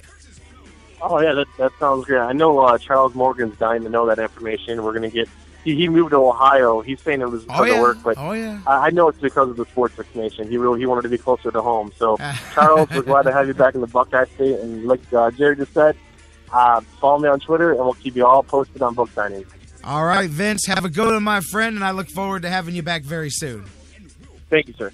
You got it. Vince McKee, Vince the Author on Twitter. And next week you can find his book quoted and excerpted exclusively at SheridanHoops.com. Great news for the local boy. Done good. Vince McKee keeping it going. Cleveland's finest, baby, from top to bottom. Let's take a break, get you some news, and get Mike Brandenberry in from DidTheTribeWinLastNight.com talk a little baseball, talk a little Cavaliers, get you ready for the weekend and more. Don't go anywhere. Midway point of the show. News is up next. Then Mike Brandenburg joins us from DidTheTribeWinLastNight.com. Coming up next here on The Fix. Just give him the ball, and then you talk up two. Dantley and Wilkins are on the scene, and Ralph Sampson is really mean. Bill Russell didn't take no jump, and Dow Dawkins got a monster dump. Tell me, were you in the jump? The night will score 100 points. The Sports Fix, your choice for intelligent talk. That was wonderful. Bravo! I loved that. Oh, it was great. Intelligent talk. Well, it was pretty good. Well, it wasn't bad. Well, there were parts of it that weren't very good, though. It could have been a lot better. I didn't really like it. These guys must be on the wrong station. It was pretty terrible. It was bad. It was awful. It was terrible. Get him away! Hey, boo! Boo! The Sports Fix.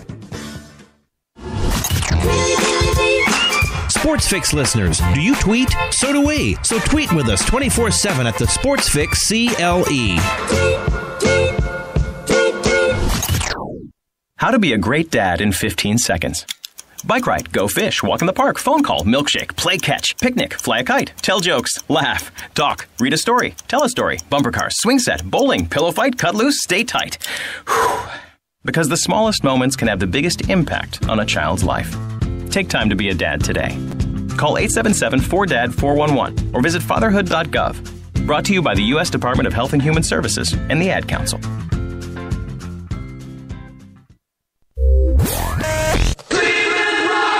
Have you gotten your copy of Cleveland's Finest yet? Highlighting the best moments, players, and media members in Cleveland sports history? He won it!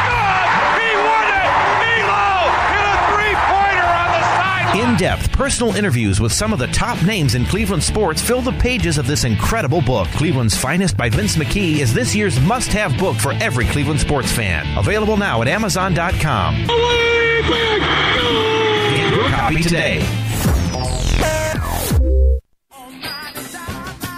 Business owners and professionals, do you want to take your business, your product, your team, your event to the next level? You want to advertise right here with the Sports Fix. Our listeners are among the most loyal listeners, terrestrial or internet. The Sports Fix universe is not only the radio show, but tens of thousands of fans on Facebook and Twitter. Email me, Jerry Myers, thesportsfix at AOL.com. That's thesportsfix at AOL.com. And let me help you swing for the fences and hit it out of the park right here on the Sports Fix. Portions of the Sports Fix brought to you by Harry Buffalo. Harry Buffalo, join the herd. News break. I'm Doug Brown. When the Houston Rockets take the floor tonight in New Orleans against the Pelicans, center Dwight Howard will be in the starting lineup. Howard's been out of action for more than 2 months with swelling in his right knee. Atlanta Hawks swingman Thabo Sefolosha may play tonight against the Magic. He's been out almost 2 months with a strained right calf, missed 23 games. Here on ESPN Radio and the ESPN Radio app, it's the Thunder and the Spurs in San Antonio tonight. Our coverage starts at 8:30 Eastern Time. In a story first reported by the Miami New Times, Marlins pitcher Jared Cosart is being investigated by Major League Baseball on gambling allegations. Those allegations first surfaced on Twitter when a gambling expert said Cosart contacted one of his colleagues for betting advice. Cosart said his Twitter account was hacked and it was later deleted. Dodgers reliever Brandon League will likely start the season on the disabled list. League is having an MRI today on his sore right shoulder. Searching for a great used car? Start with the millions of cars listed for sale at the all-new Carfax.com. Want cars with no accidents reported? How about one-owner cars? Just click and you've got them. Plus, you'll get a free Carfax report with every car for sale. Carfax.com. You're listening to the Sports Fix.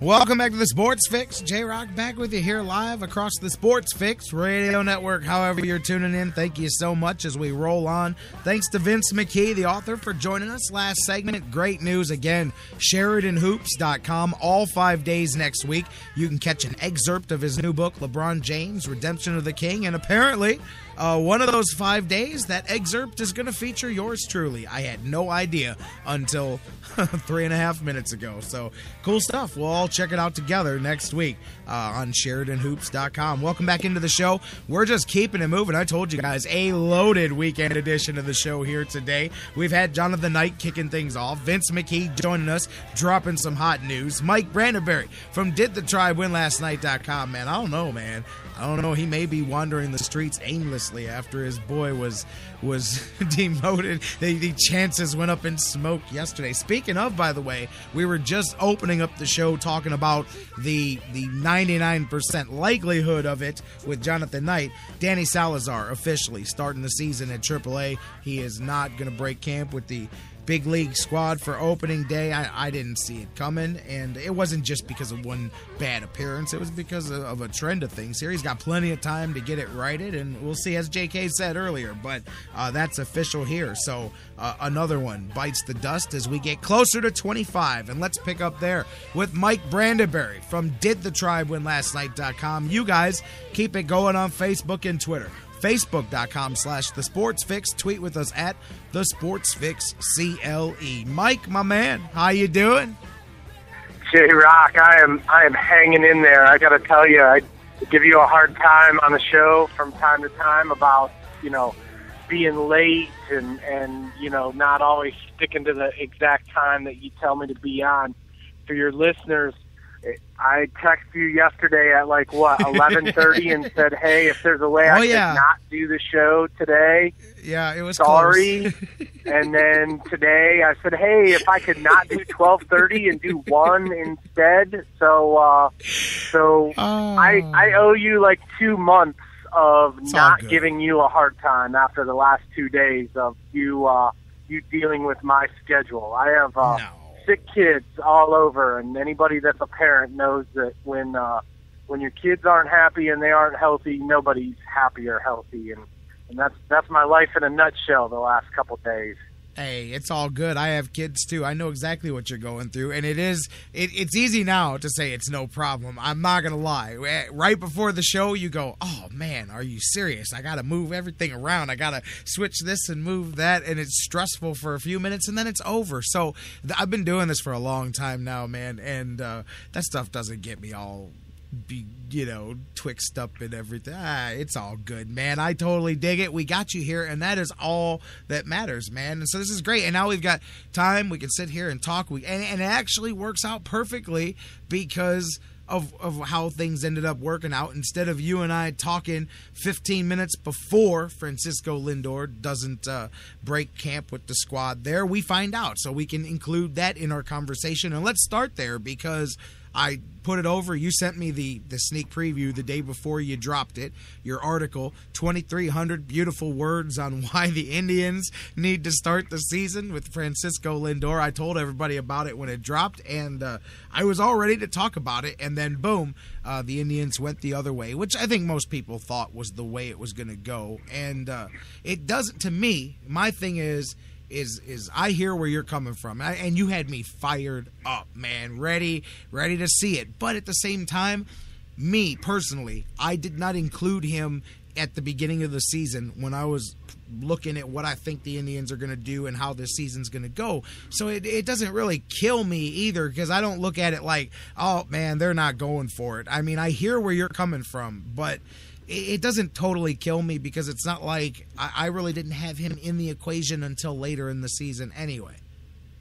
Well, I would say that's flawed logic from my point of view.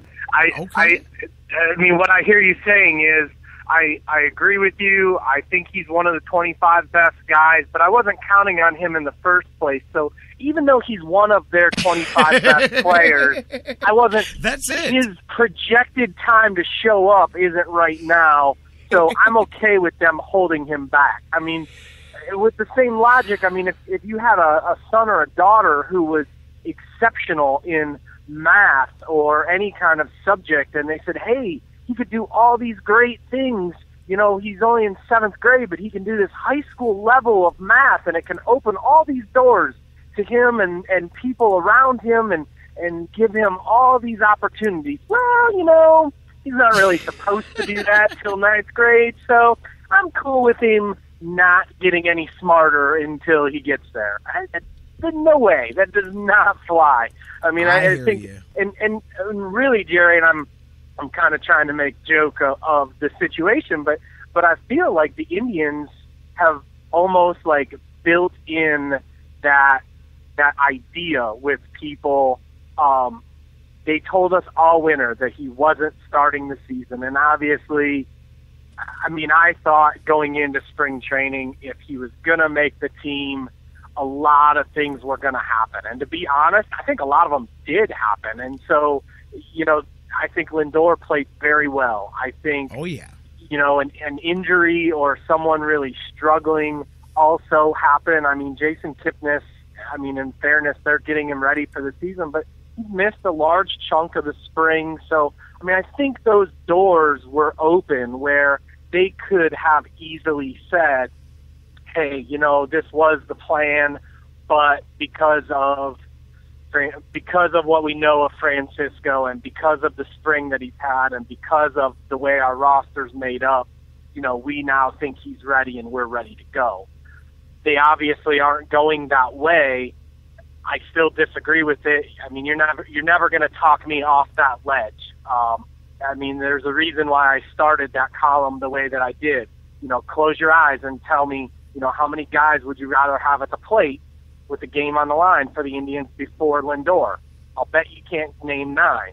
And you certainly cannot name, you know, more than maybe 2 or 3 guys that you'd rather have the ball hit to. So to me, it's almost like they've built it into some of our minds that he wasn't going to make the roster, so it's okay that he didn't make the roster. Well, it's not okay. He's one of their better players, and he can help them win.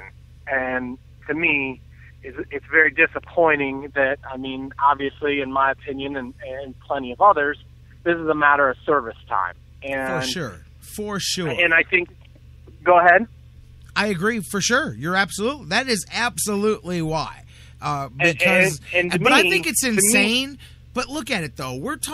I think it's insane that a club has to make a decision that an extra 12 days or whatever buys them a full year before free agency. I mean, and I go back, I've already said it twice this week while you weren't with us about what you said, because I do agree with you. I think once he hits it within a year, they're doing something long-term with him anyway and buying out a bunch of years anyway. So I do agree that maybe becomes semantics, because I don't think you ever let the kid hit arbitration or any of that stuff. But that, you know, that's a weird way. The way that works out there too puts clubs in positions to have decisions like that, you know. Well, and that's another avenue where I understand what you're saying, but I still disagree. I agree with you that it's a flawed system. There's no doubt about that. The idea that there is a system that exists that allows you to hold back some of your better players or gives you some kind of long-term advantage by holding back your better players is not a good system. And I've heard people say, you know, maybe they need to change the system, and I'm sure that players, you know, the Players Association and the next CBA is going to fight for something like this where, you know, maybe if you appear on a roster for maybe just 100 days, you get a full year's credit of service time. You know, my counter to that would be, which I tried to put into the story, is, you know, are you playing to win or are you playing to, you know, lengthen out guys' control? Because, you know, we can't even name all of the people that have listed the Indians as the favorite to win the Central Division, to compete to win the American League, or win the World Series. So if you're playing to win, you know, are we worried about 2015 or are we worried about 2018 and 2021? And like you said, this is a guy that they've known for 4 years.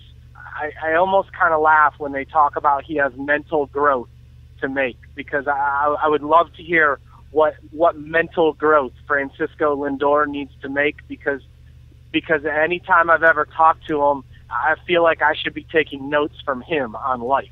Okay, I mean, this is one of the most grounded, put together kids that you'll meet. If anyone could handle, you know, being a highly touted prospect, making your big league debut and then struggling out of the gate. If anyone could handle that mentally, it's Francisco Lindor. So, if this is about winning in 2015, to me, the Lindor issue is different in that regard than even Chris Bryant. The Cubs are talking about doing the same with him. The Cubs, at least openly, they don't think that they're contenders. They have a long way to go. I mean, I think legitimately they're hoping for the number of young players that they have to be around 500 this year and maybe be a contender next year. I mean, I think the Indians, they have their, potentially their best team, maybe of this decade for all that we know on the field right now. I mean, most of the nation thinks that this is the best team that they've had, definitely in the Terry Francona era. So if you're playing to win, why not play to win with the best players that you have? I mean, I just think it's that simple. Why worry about 3 years from now and 6 years from now? Why don't we just try to win today? Mike Brandenberry from DidTheTryWinLastNight.com, man. You can hear the passion with every one of those words. I told you guys, man, if you did not go and read that article, shame on you, because my man made the case. And I'm with you, man. I do. I laid out a lot of that stuff as we were talking about it this week in lieu of you being here yesterday. I said, hey, for those of you that heard us a week ago, Mike had so many points. I went back to what you said last week about going long-term with Yan Gomes with less than a year of experience with him as far as just knowing him in and out. And the Indians have a file with every pimple that Francisco Lindor's ever had, So they definitely have a guy that they know everything they need to know to commit to. I mean, it makes sense, everything that you're saying. It really does, and I totally get it. And who knows, man? Maybe this thing will play itself out sooner than people think. There's a lot of things that can happen, and what is it? What does they say during Jurassic Park? Nature finds a way, or whatever. So Francisco Lindor will find a way. But I do know this. We all can agree. I said this yesterday. This is the last time any of us are having this conversation. We will never again in our life discuss Francisco Lindor and his making a spot on the final roster. You know what I mean? He's definitely it's all steps ahead from here, I'm sure. Yeah, I agree, and I'm with you all for moving on. But maybe one of the last carrots that I didn't necessarily put in that story. I guess after 2,300 words, I thought that was enough. But if you're worried about a kid having bumps along the road, I mean, I think we all believe that at some point he's going to be brought up this year and expected to be their starting shortstop and fill that role. If you're going to have bumps along the way, wouldn't you rather have those bumps in April than in June or July or August if this is the contending team that everyone thinks that it is? That's a hell of a point too. It really is. I can't argue with anything you're saying, other than we don't make the decision and they already did. So, but I can't argue. Every point you make is just, it's dead on, man, and that puts an interesting dynamic. Although, I know this is nothing. Obviously the 2022 season is very important very as they make these decisions. Very instrumental, man. Well, I have to tell you, years ago when Manny Acta was the manager, and I say this in life all the time to my wife, and she's the only person that thinks it's funny. So she'll probably still be the only person that thinks it's funny after I tell you this. But I was in a press conference after a game one time, and the Indians had brought Matt Laporta up, and it was the year in 2012 where Laporta was hitting, hundreds of home runs at AAA and not getting called up, and people were acting as if Mickey Mantle was at AAA, and the Indians were refusing to bring him up. And one of the questions after the game to Manny Acta, he had been brought up for someone who was going on paternity leave. So there was only that like that 3-day window there, And someone said to him, is there room for Laporta to stay on the roster past those 3 days? And Manny, you could tell that Acta, he knew the question was coming, so he was waiting with his answer. And he said, I have no idea what could happen in 3 days. who knows? And he goes, for all you know, in his, he spoke English very well, but he still had an accent. And he always said, for all I know, in 3 days, I could be dead. And I always think, when you talk about those things, like worrying about Francisco Lindor in the 2022 season, Jerry, we could all be dead. Who knows? Why are we worried about this? Just play the kid. Play him today and just try to win. You gotta do like I do once these things happen, and you now have to find the silver lining. And the silver lining is that it could, and I predict it will, as long as the season doesn't go off the rails, bring a much needed and a very important middle of the season, middle of the doldrums of summer jolt, not only in the stadium, in the fan base, in the front office, amongst the lineup. I mean, there's a lot of reverberations that come with the big call-up of a much-touted prospect in the middle of the season. So I do think that could have some, you have to look at it that way because it's done. They're not changing their mind tomorrow unless some crazy thing happened and something, catastrophic happened. So that's the backside of it, is at least I do see that, man, there's a potential for that to really bring some new energy. Like I say, in those dog days of the season when you're trying to push through that middle part and in the ballpark and all of that. So there could be, a good backside to it.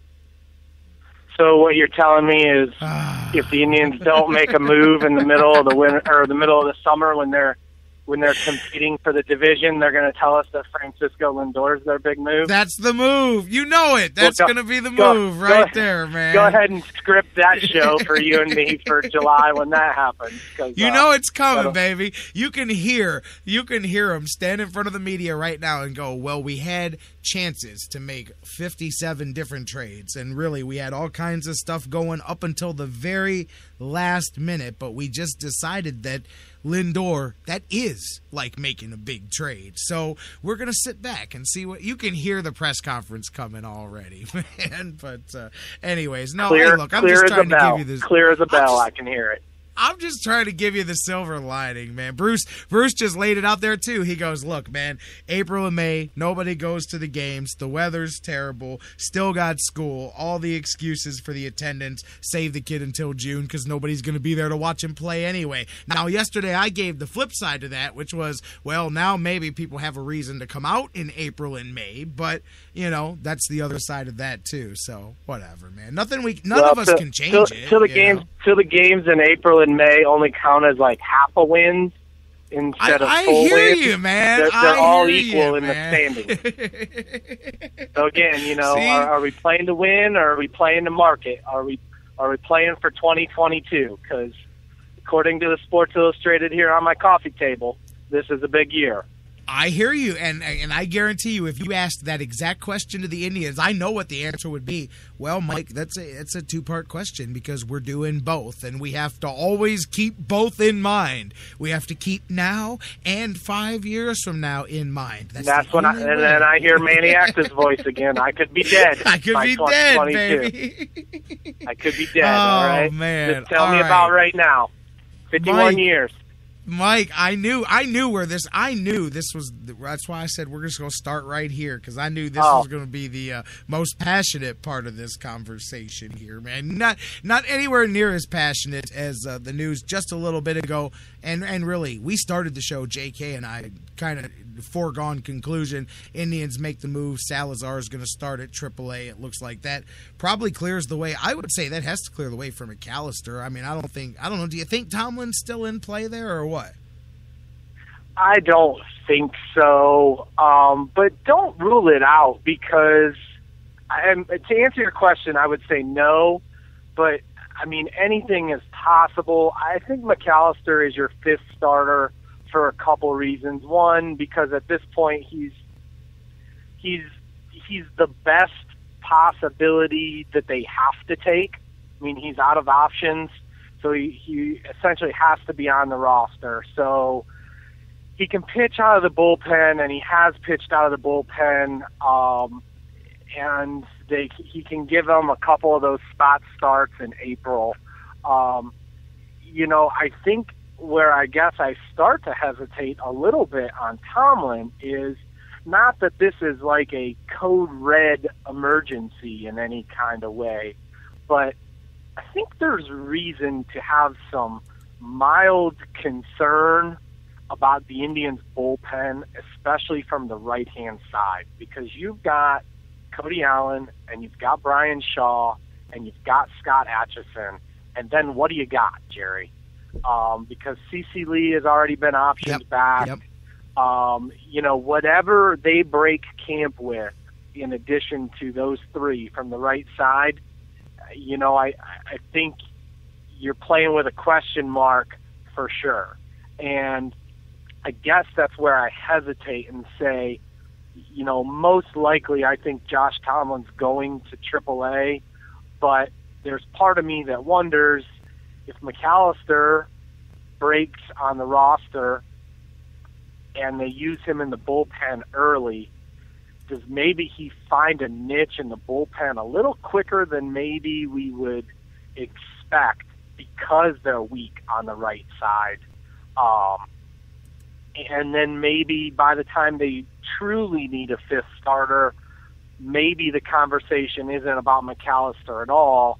Maybe, if you want to be optimistic, Danny Salazar has found his way by the end of April. And if not, then maybe you are reverting to Josh Tomlin while Danny Salazar is still finding his way. So, the old adage, and we talk about it often, you can never have enough pitching. The so deep Indians pitching staff that everyone has talked about all spring. Again, I don't think we need to sound the code red alarms, but the depth that we've all banked on is that's not as deep as it was a couple weeks ago. I mean, Salazar is struggling. I think we all know at this point. I mean, Josh Tomlin is what he is. He's your, I call him, he's your backup quarterback. He can come in and right the ship for a couple weeks and keep things alive, but I don't think you want to bank on him for a long chunk of your season if you want to go somewhere. So, that depth is getting tested already. Toss in a Gavin Floyd injury and not to, not to predict doom and gloom, but Brian Shaw was, he set the team record in games appeared in last year for a pitcher. I mean, if you were going to go out on a limb and predict someone who may have some arm issues this year or may, get bit by the injury bug, I think he's a guy that's on the table. Scott Atchison's 39. I mean, for all your Grandpa Atchison jokes, most guys at 39 are on the downward swing. I mean, What if last year was his best year? If those things go south, if any one of those, the right side of the bullpen is going to be looking quite dicey and could really fast. So I think McAllister, as you see a guy like Salazar struggle and you look at those issues, to me, McAllister's a guy you got to take. And if you got to take him, to me, he becomes more and more valuable or important to this pitching staff's success. And part of me wonders if he'll settle into the back end of that bullpen a little quicker than I think some people thought. I think a number of people think that he could become a back end guy. I just wonder if he'll find his way to that role a little quicker than some of us ever expected. Yeah, and I agree with you there on so much of that, too. And JK, he touched on a little of that, and it fits into this, too, which is where you really can't wait to get the regular season going because so much of spring is touchy for what you can evaluate and what any of it's worth. You bring up Shaw. He's had, it looks like, oh, man, what's going on? Because he's had a pretty rough, he's been rocked around here for the most part this spring. But then you go back and look and realize the same exact thing happened last spring. He had just as miserable of a spring. I think last year they hit almost 400 against him. They're hitting over 400 against him here this spring. But, so it goes to show that you can look and you can see, and I've done, I'm guilty of going, hey, he's looking good here so far, but none of that matters. So it's tricky getting caught up. What do you put more weight on when you're looking at stuff in spring training than just the box score, when you're trying to figure out what's real and what's a mirage? I mean, obviously, when you're, big league and then AAA pitchers and stuff like that, but beyond that, man, it's such a fool's gold there to look at too much of what goes on in the spring.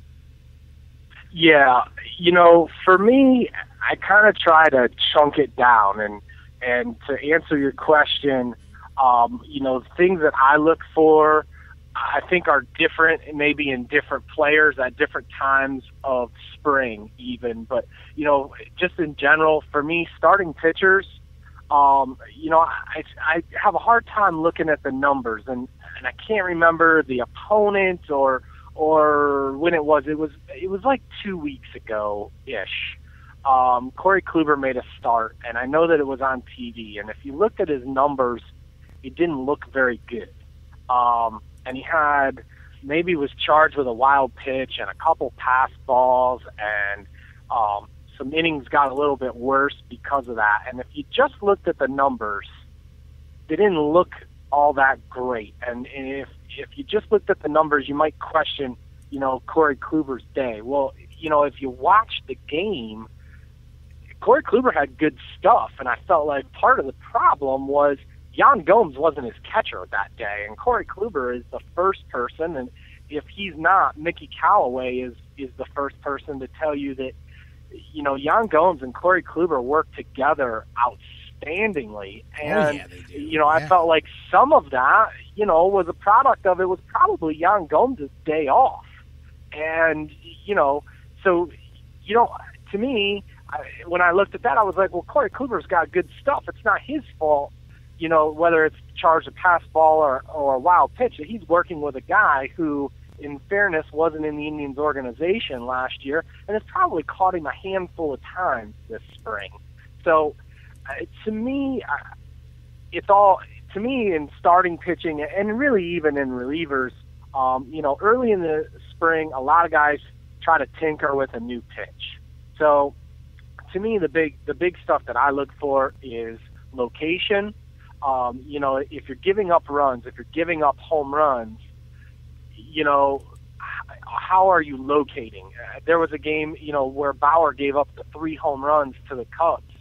He pitched really well up until that point, and he gave up 3 bombs.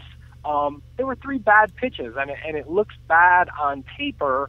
Right. If it was a regular season game, he gets out of that inning, he probably goes back to the dugout. You kind of clear the mechanism, and you get back to what you had done in the first 3 innings, and you keep right on going. So, a lot of it to me is locating and what pitches are you getting beat with in spring training. If Brian Shaw is getting beat with his 3rd pitch often, then to me, that's not a big deal. If Brian Shaw is getting beat because he's only throwing a 91-mile-an-hour fastball, and he normally throws a 96, now it's time to sound the alarm. Yeah. No, I'm absolutely with you on all of that. And then, of course, flip it over. We're talking a lot about pitchers there, man. And you know what? Again, I'm with you on that. And it's so hard because a lot of these games aren't broadcast on TV, or you have to go out of your way to find them. So you're relying on the theater of the mind or the box scores. And again, it's all of so many different factors that makes it so hard to evaluate that stuff coming out offensively too, because guys are facing pitchers at all different levels and stuff like that. But same thing there. I mean, I look for certain things. Like I'm watching Bourne, I'm just looking to see if he's got spring in his legs and if he's got bounce to his step, and Moss, obviously you want to see him not favor the hip, and you want to see that power, and you want to see a good swing and little things like that. Those are the things that I kind of grab out of spring training, not just, oh, this guy hit, 10 home runs in spring training or whatever, but those things that are tangible that are gonna play once the season starts. Yeah, and I agree, and without obviously when you look at offensive statistics, you can kind of apply the same thing that I said to pitchers is, first, who are they hitting it off of? As crazy as it sounds, I think there's more value in first inning home run in spring training than there is a ninth inning home run, because a lot of times the guy pitching in the seventh, eighth, or ninth inning, is going to be at AA or AAA, where your big leaguers play earlier in the game. But again, getting back to the what pitch did you hit? Did you hit? If you hit a bomb off of Clayton Kershaw, did you hit his curveball, which is one of the best pitches in baseball? Or, did you hit the slider that he's been tinkering with for the last, 3 years, but he only throws, 7% of the time in big league games? To me, that stuff, makes a big difference, offensively. As crazy as it sounds, to me, one of the little things that I look for is, especially when you're looking at guys who have come off of injuries. You mentioned Brandon Moss. How do they do? One of the things I look at is how do they do in a string of games? How do they do at the end of that? Kind of use the NBA analogy. Good teams win. The back end of 3 and 4 or whatever. Yeah, right. Yeah. How does Brandon Moss do? In his third game in 4 days or 5 days, if he plays Monday, Wednesday, and Friday, how does he do on Friday? And then obviously against, some better talent, because that's a guy who, let's face it, when the rubber meets the road in about 10 more days, I think, early on they may give him an occasional extra day off, but he's still going to be expected probably to, give them 5 games a week, even in April, and his ability to handle that, is going to be key to getting this team off to a good start. Man, Mike, I'm with you. A week to go, very much. So, 9 days before this thing gets going? 2 weeks before the home opener, man. It is time, man. It is time, and I'm ready. I'm ready to start seeing what we've got, and for good or bad, start getting this thing underway. It's a long season, and I can't wait, because as long as the season is, man, the off season and spring training is even longer, man. And now we're about to be ready to play some baseball, and I'm all for it. I'm fired up and ready to go, even with a lot of these questions that we still have. Yeah, I agree, and let's be fair. No matter where you come out on the Indians in 2015, if you believe that they're a contender, their roster. If you've learned anything from 2 years of Terry Francona, is their roster will likely be always a fluid situation. And whether it's 12 days from now you see Francisco Lindor, which I don't think you're going to. I think they're headed towards June, July. So, if it's then, or if it's June, July, or whenever, if the Indians are going the places that people think that they're going, several of their key pieces, are probably not starting the year with them, whether it's Lindor, whether it's Danny Salazar. In that regard, I think, Salazar's struggles is something to be really concerned about, because, I think every person that really, is hanging their hat on the Indians is hanging their hat on their, plethora of young starting pitching. Well, that's, one guy right there who's really struggling, who's not going to start the season with the Indians. If the Indians are going where people think they are, those are two guys that are going to have to give them, a much better effort, or, are going to impact the roster, more than probably what they're going to in April. I agree. You know what? Something I was getting ready to wind it up, and I forgot somebody I wanted to ask you about, man, because you're the guy to come to with this, and a lot of people have kind of, in the last few days, because he's kind of drawn a little bit of attention here, a lot of people saying, man, where'd Jerry Sands come from? And a lot of talk about that, man. What are your thoughts on a guy like that? Some right-handed power, but, pretty untested, injury concerns, all of that stuff, man. Where do you see him shaking out? Do you see him at some point helping this club? Do you see some potential there? I hope, for Jerry Sand's sake, I hope he parks his car on the other side of the parking lot than David Murphy. I would just recommend that, for Jerry Sands' 25-man roster hopes, I would recommend that he stay away from David Murphy because, other than, left-handed versus right-handed, they fill a lot of the same role as a corner guy off the bench. And I definitely see where, Jerry Sands probably, can fit a nice role. He might want to stay away from Ryan Rayburn too, because they'll share, similar type roles. They're going after him. Yeah. Keep one eye open at night, kid. Yeah. I mean, all jokes aside, let's be honest. First of all, guys that have similar type roles, you can say whatever you want about not competing against each other, but this is a game where there's winners and losers. So certainly there's some competition at different levels, and I think Jerry Sands kind of overlaps some of the role that both David Murphy and Ryan Rayburn provide.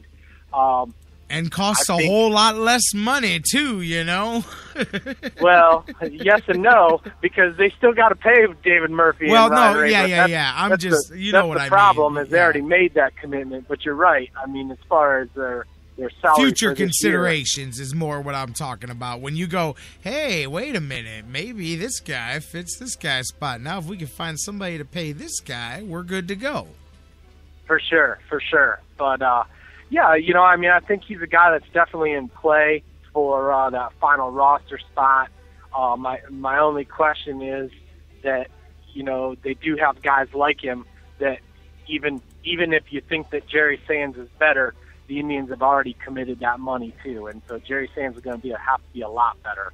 But I think if we have an injury, maybe to somebody like a Murphy or like a Rayburn in the next 9-10 days, or we've been searching for the David Murphy trade. We've been trying to work David Murphy off of the Indians island for what feels like 4 or 5 months now. If that ship finally comes home in the next 9-10 days as rosters shuffle, I think there may be a place for Jerry Sands. But also don't be surprised if he goes to AAA. And is a guy who could be a quick call. I always think, there's guys at AAA, who kind of fill a couple different roles, and I hate to say this for a guy who's had a good spring like Jerry Sands, but he's a guy that if they bring up and if things go bad, he's not at this point, really a big part of their future. I'll give you an example of last year. Elliot Johnson made the team out of spring training, and he was a guy that probably won his way onto the roster in the spring, and, things did not go well for Elliot Johnson. And when they didn't go well, you can DFA him, and if he clears waivers, he goes to AAA, and if somebody claims him, there's a lot of those guys. They're 4A guys, and that's probably closer to what Jerry Sands is. But, some of those 4A guys, every once in a while, they come through for you, and they turn into big league guys, too. Casey Blake was a 4A guy for a long time. Sure was. So it does happen from time to time, but part of me would be surprised just the way their roster is.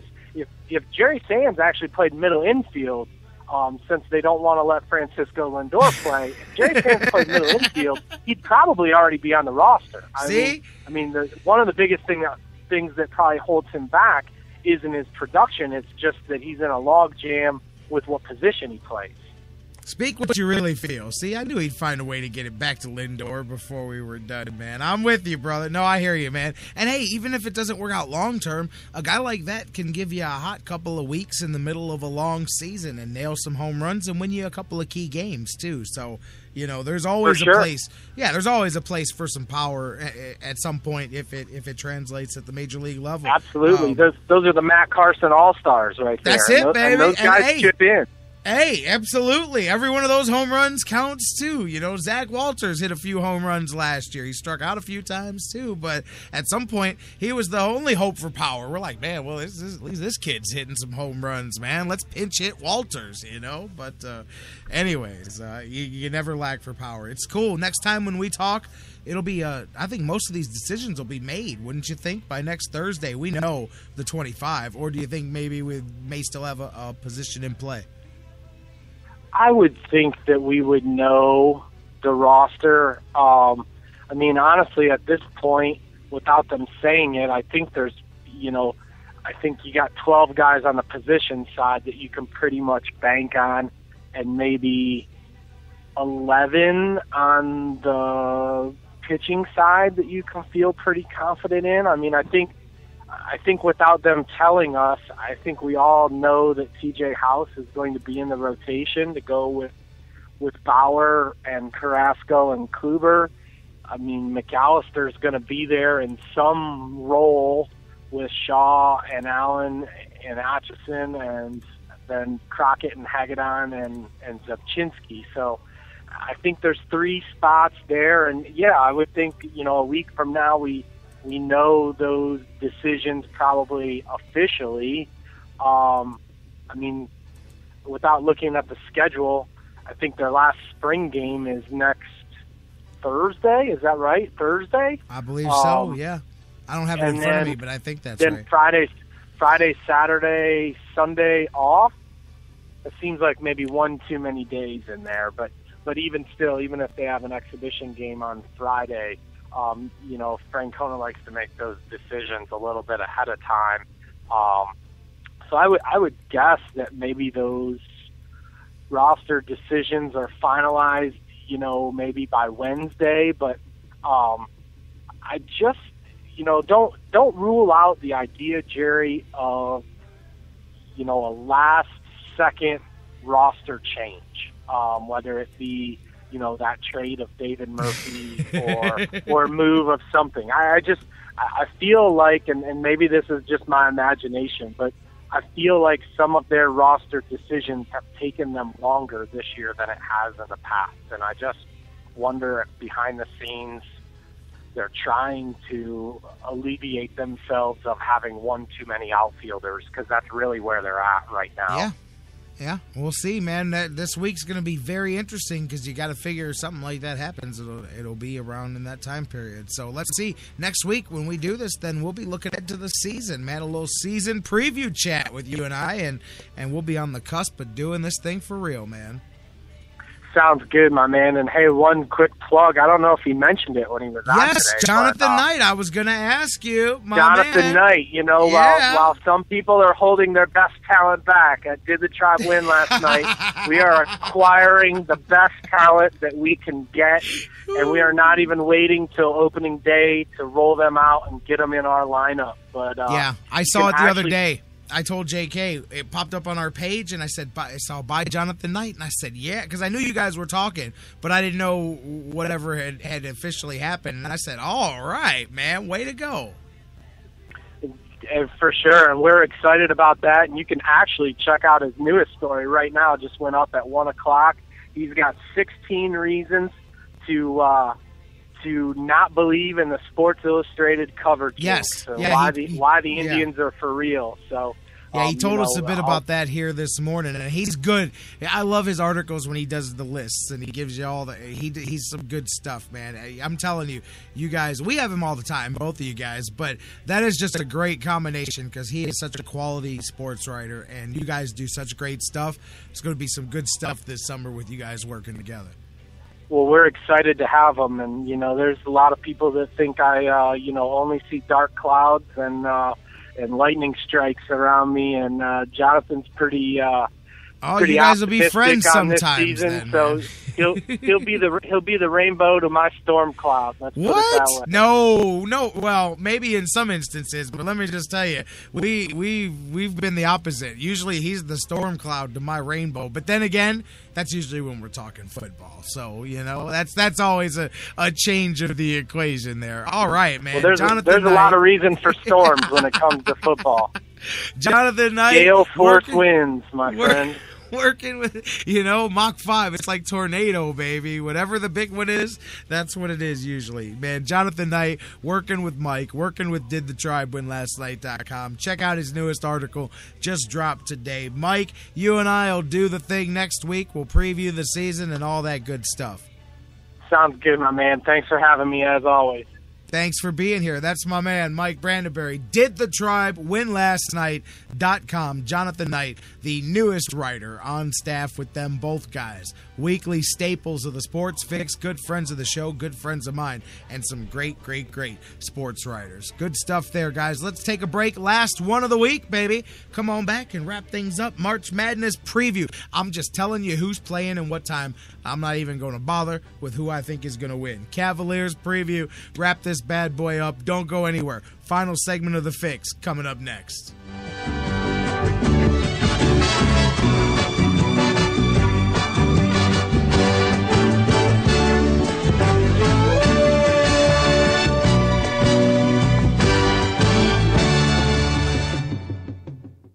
And now, a very special announcement from the Sports Fix. Black bears weigh between 200 and 500 pounds. Brown bears weigh between 300 and over 1,000 pounds. Black bears run away from you. Brown bears run at you. When attacked by a bear, simply lie still on the ground and cover your face and head with your hands. When the bear has finished batting you around and mauling you, contact the U.S. Forest Service. And that was a message from the Sports Fix. Guys, want to take just a second as we head into this break and remind you about the official business printing source of the Sports Fix, our friends at Signs and Ship. Signs and Ship, I'm telling you, Chris and Pam, they've taken care of me since day one, and they can do the same for you. Whether you're a small business that's already been established and you're looking to grow to that next level and expand your business, or perhaps you've got an idea that you just know is going to be a great business and you need to figure out how to brand it and how to promote it and put it out there, Signs and Ship is the place for you. If you need a logo, they can create one for you. They have a fantastic graphic designer. Business cards, signs, banners, yard signs, mobile advertising, anything you can think of that you need to promote your business, they've got it at Signs and Ship. The best thing about them, too, is each of their locations, whether it's the home base here in Elyria, Ohio that I work with, or their spots in Virginia, Florida, and Pennsylvania, it's all local sourced. Very important to me because we all understand that small business is the lifeblood of the community. So check them out, signsandship.com, or call Chris and Pam today, 440-323-6060, the home office in Elyria, Ohio. Signs and Ship, quality printing at affordable prices. It's the Sports Fix. We'll be right back. Fantasy sports lovers, you put so much time, hard work, and effort into playing week to week that it quickly stops being a fantasy and starts getting real. Real time spent making real decisions, creating real victory. I'm the greatest man in the world! And when the smoke clears, you want to show off those victories with a real prize. I mean, a really real prize. Nobody does that like Fantasy Jocks. The crew over at Fantasy Jocks have beautiful, high-quality, and heavy-duty championship belts, rings, trophies, and so much more for all your fantasy sports needs. The trophy's 12 feet high, and it is glorious. Football, baseball, hoops, you name it, they have it. Plus, they have awesome draft kits and party supplies to make all your preseason activities the envy of everyone. If your league needs a ring, belt, or trophy, or you want to upgrade what you already have, there's literally only one place to go. If you're going to be a fantasy jock, do it right. It's mine, the most magnificent belt ever created, and it's mine. With America's fantasy sports superstore, fantasyjocks.com. What's your fantasy? No football? No problem at Harry Buffalo North Olmsted. From their awesome Wing Mondays to every single Cavaliers and Buckeye Hoops games in full HD. Kyrie supposed to D, goes inside, teardrops it home right down Euclid. That's way up in there for two. The excitement never stops. Every day of the week brings a different set of food and amazing drink specials. And now,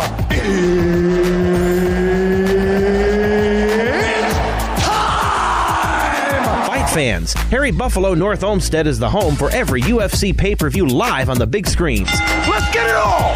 And let's not forget their mouth-watering trademark, the Bison Burger. They sure are good. Nobody does bison like Harry Buffalo. The perfect combination of healthy and delicious. Hey there, eat up, y'all. You's as good church-going folk. Y'all deserve a little treat. What are you waiting for? Get to Harry Buffalo, just outside Great Northern Mall today.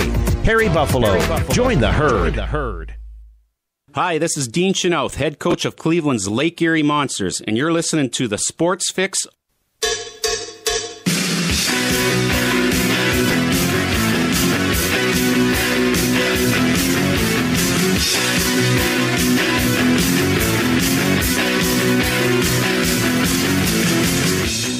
Welcome back to the Sports Fix, wrapping it up, final segment here of the week, and a big weekend still to come. Monsters, you heard head coach Chin out there. Tough loss yesterday. Monsters fall in Rockford 3-2. Not the way they wanted to take care of business on this road trip. Now, some big ones coming up here. You've got a double shot in Charlotte, back-to-back this weekend, and it's going to be a big couple of games for the Monsters here. I mean, by the way, that loss to Rockford, their 36th one-goal game of the season. If you thought maybe they've been playing a lot of them, you're absolutely right. That wasn't just a hunch. They've played a lot of one-goal games in either direction. Checkers now coming into this one. Winners of 3 straight and 5 of 7. Monsters' loss snaps their point streak at 3 games. Monsters and Charlotte have split the previous games the two have played against each other this season. Monsters have to get things going. We're down the home stretch here. It's going to be tit for tat with as far as the schedule with home and away games down the stretch.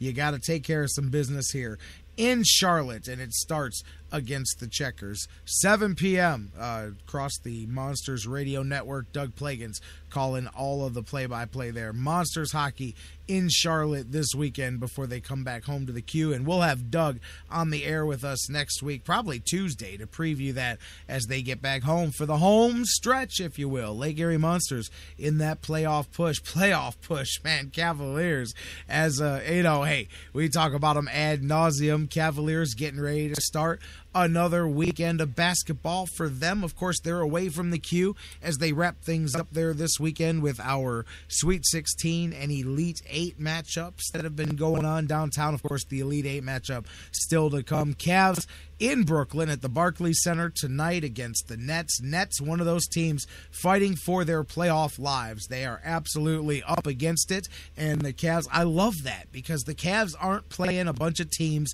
that are laying down, rolling over, playing for the lottery. You're playing at least, even if they're sub 500 teams, they're all competing for the 8th spot or some seeding or something. There's a dogfight going on at the end of the East, and all the Cavs games that are left are against a lot of those teams right there. You got a couple, Detroit fell off. There's a few, but Boston's played their way in. Brooklyn, a bunch of these teams that are going to be probably really hungry when the Cavs play them. That's great. That keeps the Cavs razor sharp as now they head to the Barclays Center. Nets have dropped 5 of their last 6 at home.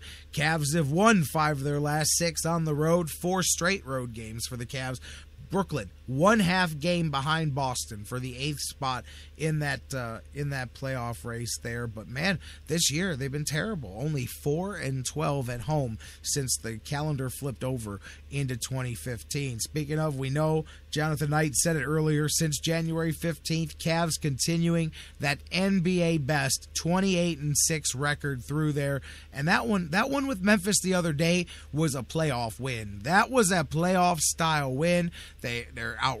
Think about this, man. I mean, look at this run that the Cavaliers are on, and in that run since January, Cavaliers in their wins, I mean, they're outscoring opponents by double digits. They're holding teams to 90 points a game. They're out rebounding teams by over 7 rebounds a game. It just that's what makes it as much. It's not just what they're doing, it's the ways that they're doing it. And some of these wins don't translate, but some of them do. Some of the big ones have started to, and yesterday, the day before, a big one there that does as well with a team. The way they won that game, that was the way I could see playoff games going down, and I could see the Cavaliers doing their thing, man. Good stuff to take out of that. Here's another challenge. It is what it is as they head to Brooklyn and take on the Nets here as they kick off a weekend of basketball for the Cavaliers. And then looking ahead for these guys, of course, as we come down the home stretch for the Cavs. This is, what is this, game number 74 here. So there'll be 8 games remaining for the Cavaliers after tonight. As I mentioned, some of these teams have monkeyed around and played themselves into playoff position where there'll be some tougher games here for the Cavaliers down the stretch. Looking ahead this weekend, matter of fact, not just the Cavaliers, there's some good hoops coming across the board. With all these teams bottled up there, you got five teams basically playing for it down there, man. The next few days, even though it's all sub 500, it's hard to get too excited about that, but it is competitive at the same time. But whatever. I mean, all of them are battling it out to see who gets swept by the Hawks in the first round. Cavaliers, second matchup this weekend on Sunday. They return to the Q. Philadelphia, the Sixers coming in. It's a matinee game, 4:30 in the afternoon. Should be a good one for the home fans to come wrap up a weekend of basketball at the Q. There's some college hoops, and then the Cavs there wrapping it up on Sunday. Then a couple of days off for the Cavs. Matter of fact, that's their final game for the month of March. They won't play again after that one until April 2nd when the Miami Heat come to the Q. So a good stretch of rest there for the Cavs coming out of this one. You've got Brooklyn tonight, Philly coming to the house at the Q on Sunday. Cavs hoops, baby, all for one, keeping it rolling. We're going to talk about all that on Monday. We'll talk some March Madness. As I said, I'm not even going to bother. Do you care to hear who I think is going to win? I don't care to hear who I think is going to win these games. Duke and Utah, Michigan State, Oklahoma, NC State, Louisville, UCLA, Gonzaga. I got to say, I'm just going chalk. Duke is winning. Louisville, Gonzaga. You know, I'm not shaking off Michigan State. I think Michigan State wins that one. I think they knock off Oklahoma, but I will go Duke. I'm going North Carolina State, too. Duke and Gonzaga 1 and 2. North Carolina State wins as an 8th seed, and Michigan State is a 7. So I'm going to be completely backwards about that. Let's see what happens, and then the winners. And what do you guys think? Does Kentucky got one more in them here in Cleveland? We will find out firsthand tomorrow. When we get back here Monday, Dan Wismar will be in the house joining us, and we will know the final 4 teams that remain in the big dance. March Madness, it starts with 68, and now it's down to 4. Well, it will be by the time we get back here on Monday. Can't wait for Dan Wismar to join us. We'll be talking March Madness, Cavs hoops, Indians, some roster decisions coming down to it, so much more, guys. That's it. Another week, another month, all that in the books. Thank you so much for being with us. Thanks to Jonathan Knight, the sportswriter extraordinaire, my man Vince McKee, the author, joining us. Some great news. Don't forget Monday, SheridanHoops.com. 5 days of excerpts of LeBron James Redemption of the King featuring Vince McKee, yours truly, quoted in at least one day of those excerpts as well, which is pretty cool. Check it out, SheridanHoops.com. Also, thanks to Jonathan Knight for joining us, Mike Brandenberry, both of Did the Try Win Last Night.com, and thanks to you guys for doing the Sports Fix thing, baby. Let's go do the weekend thing. Have a good one. Lots of basketball to watch, Cavs and otherwise in the NCAA, Indians games all weekend long and more. We come back here, same bad time, same bad channel. You know the deal. So let's do it back here live at noon across the Sports Fix Radio Network. Monday, baby. Monday. Guys, have a great weekend. We love you, Cleveland and beyond. And we'll see you Monday, noon, live, right here on the Sports Fix.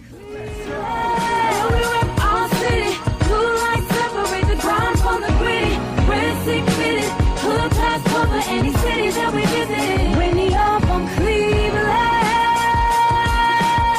survivals are must from these streets. We hustle, don't sleep out here in Cleveland. Okay, now here we go. Welcome to the Cleveland show, but this ain't no cartoon.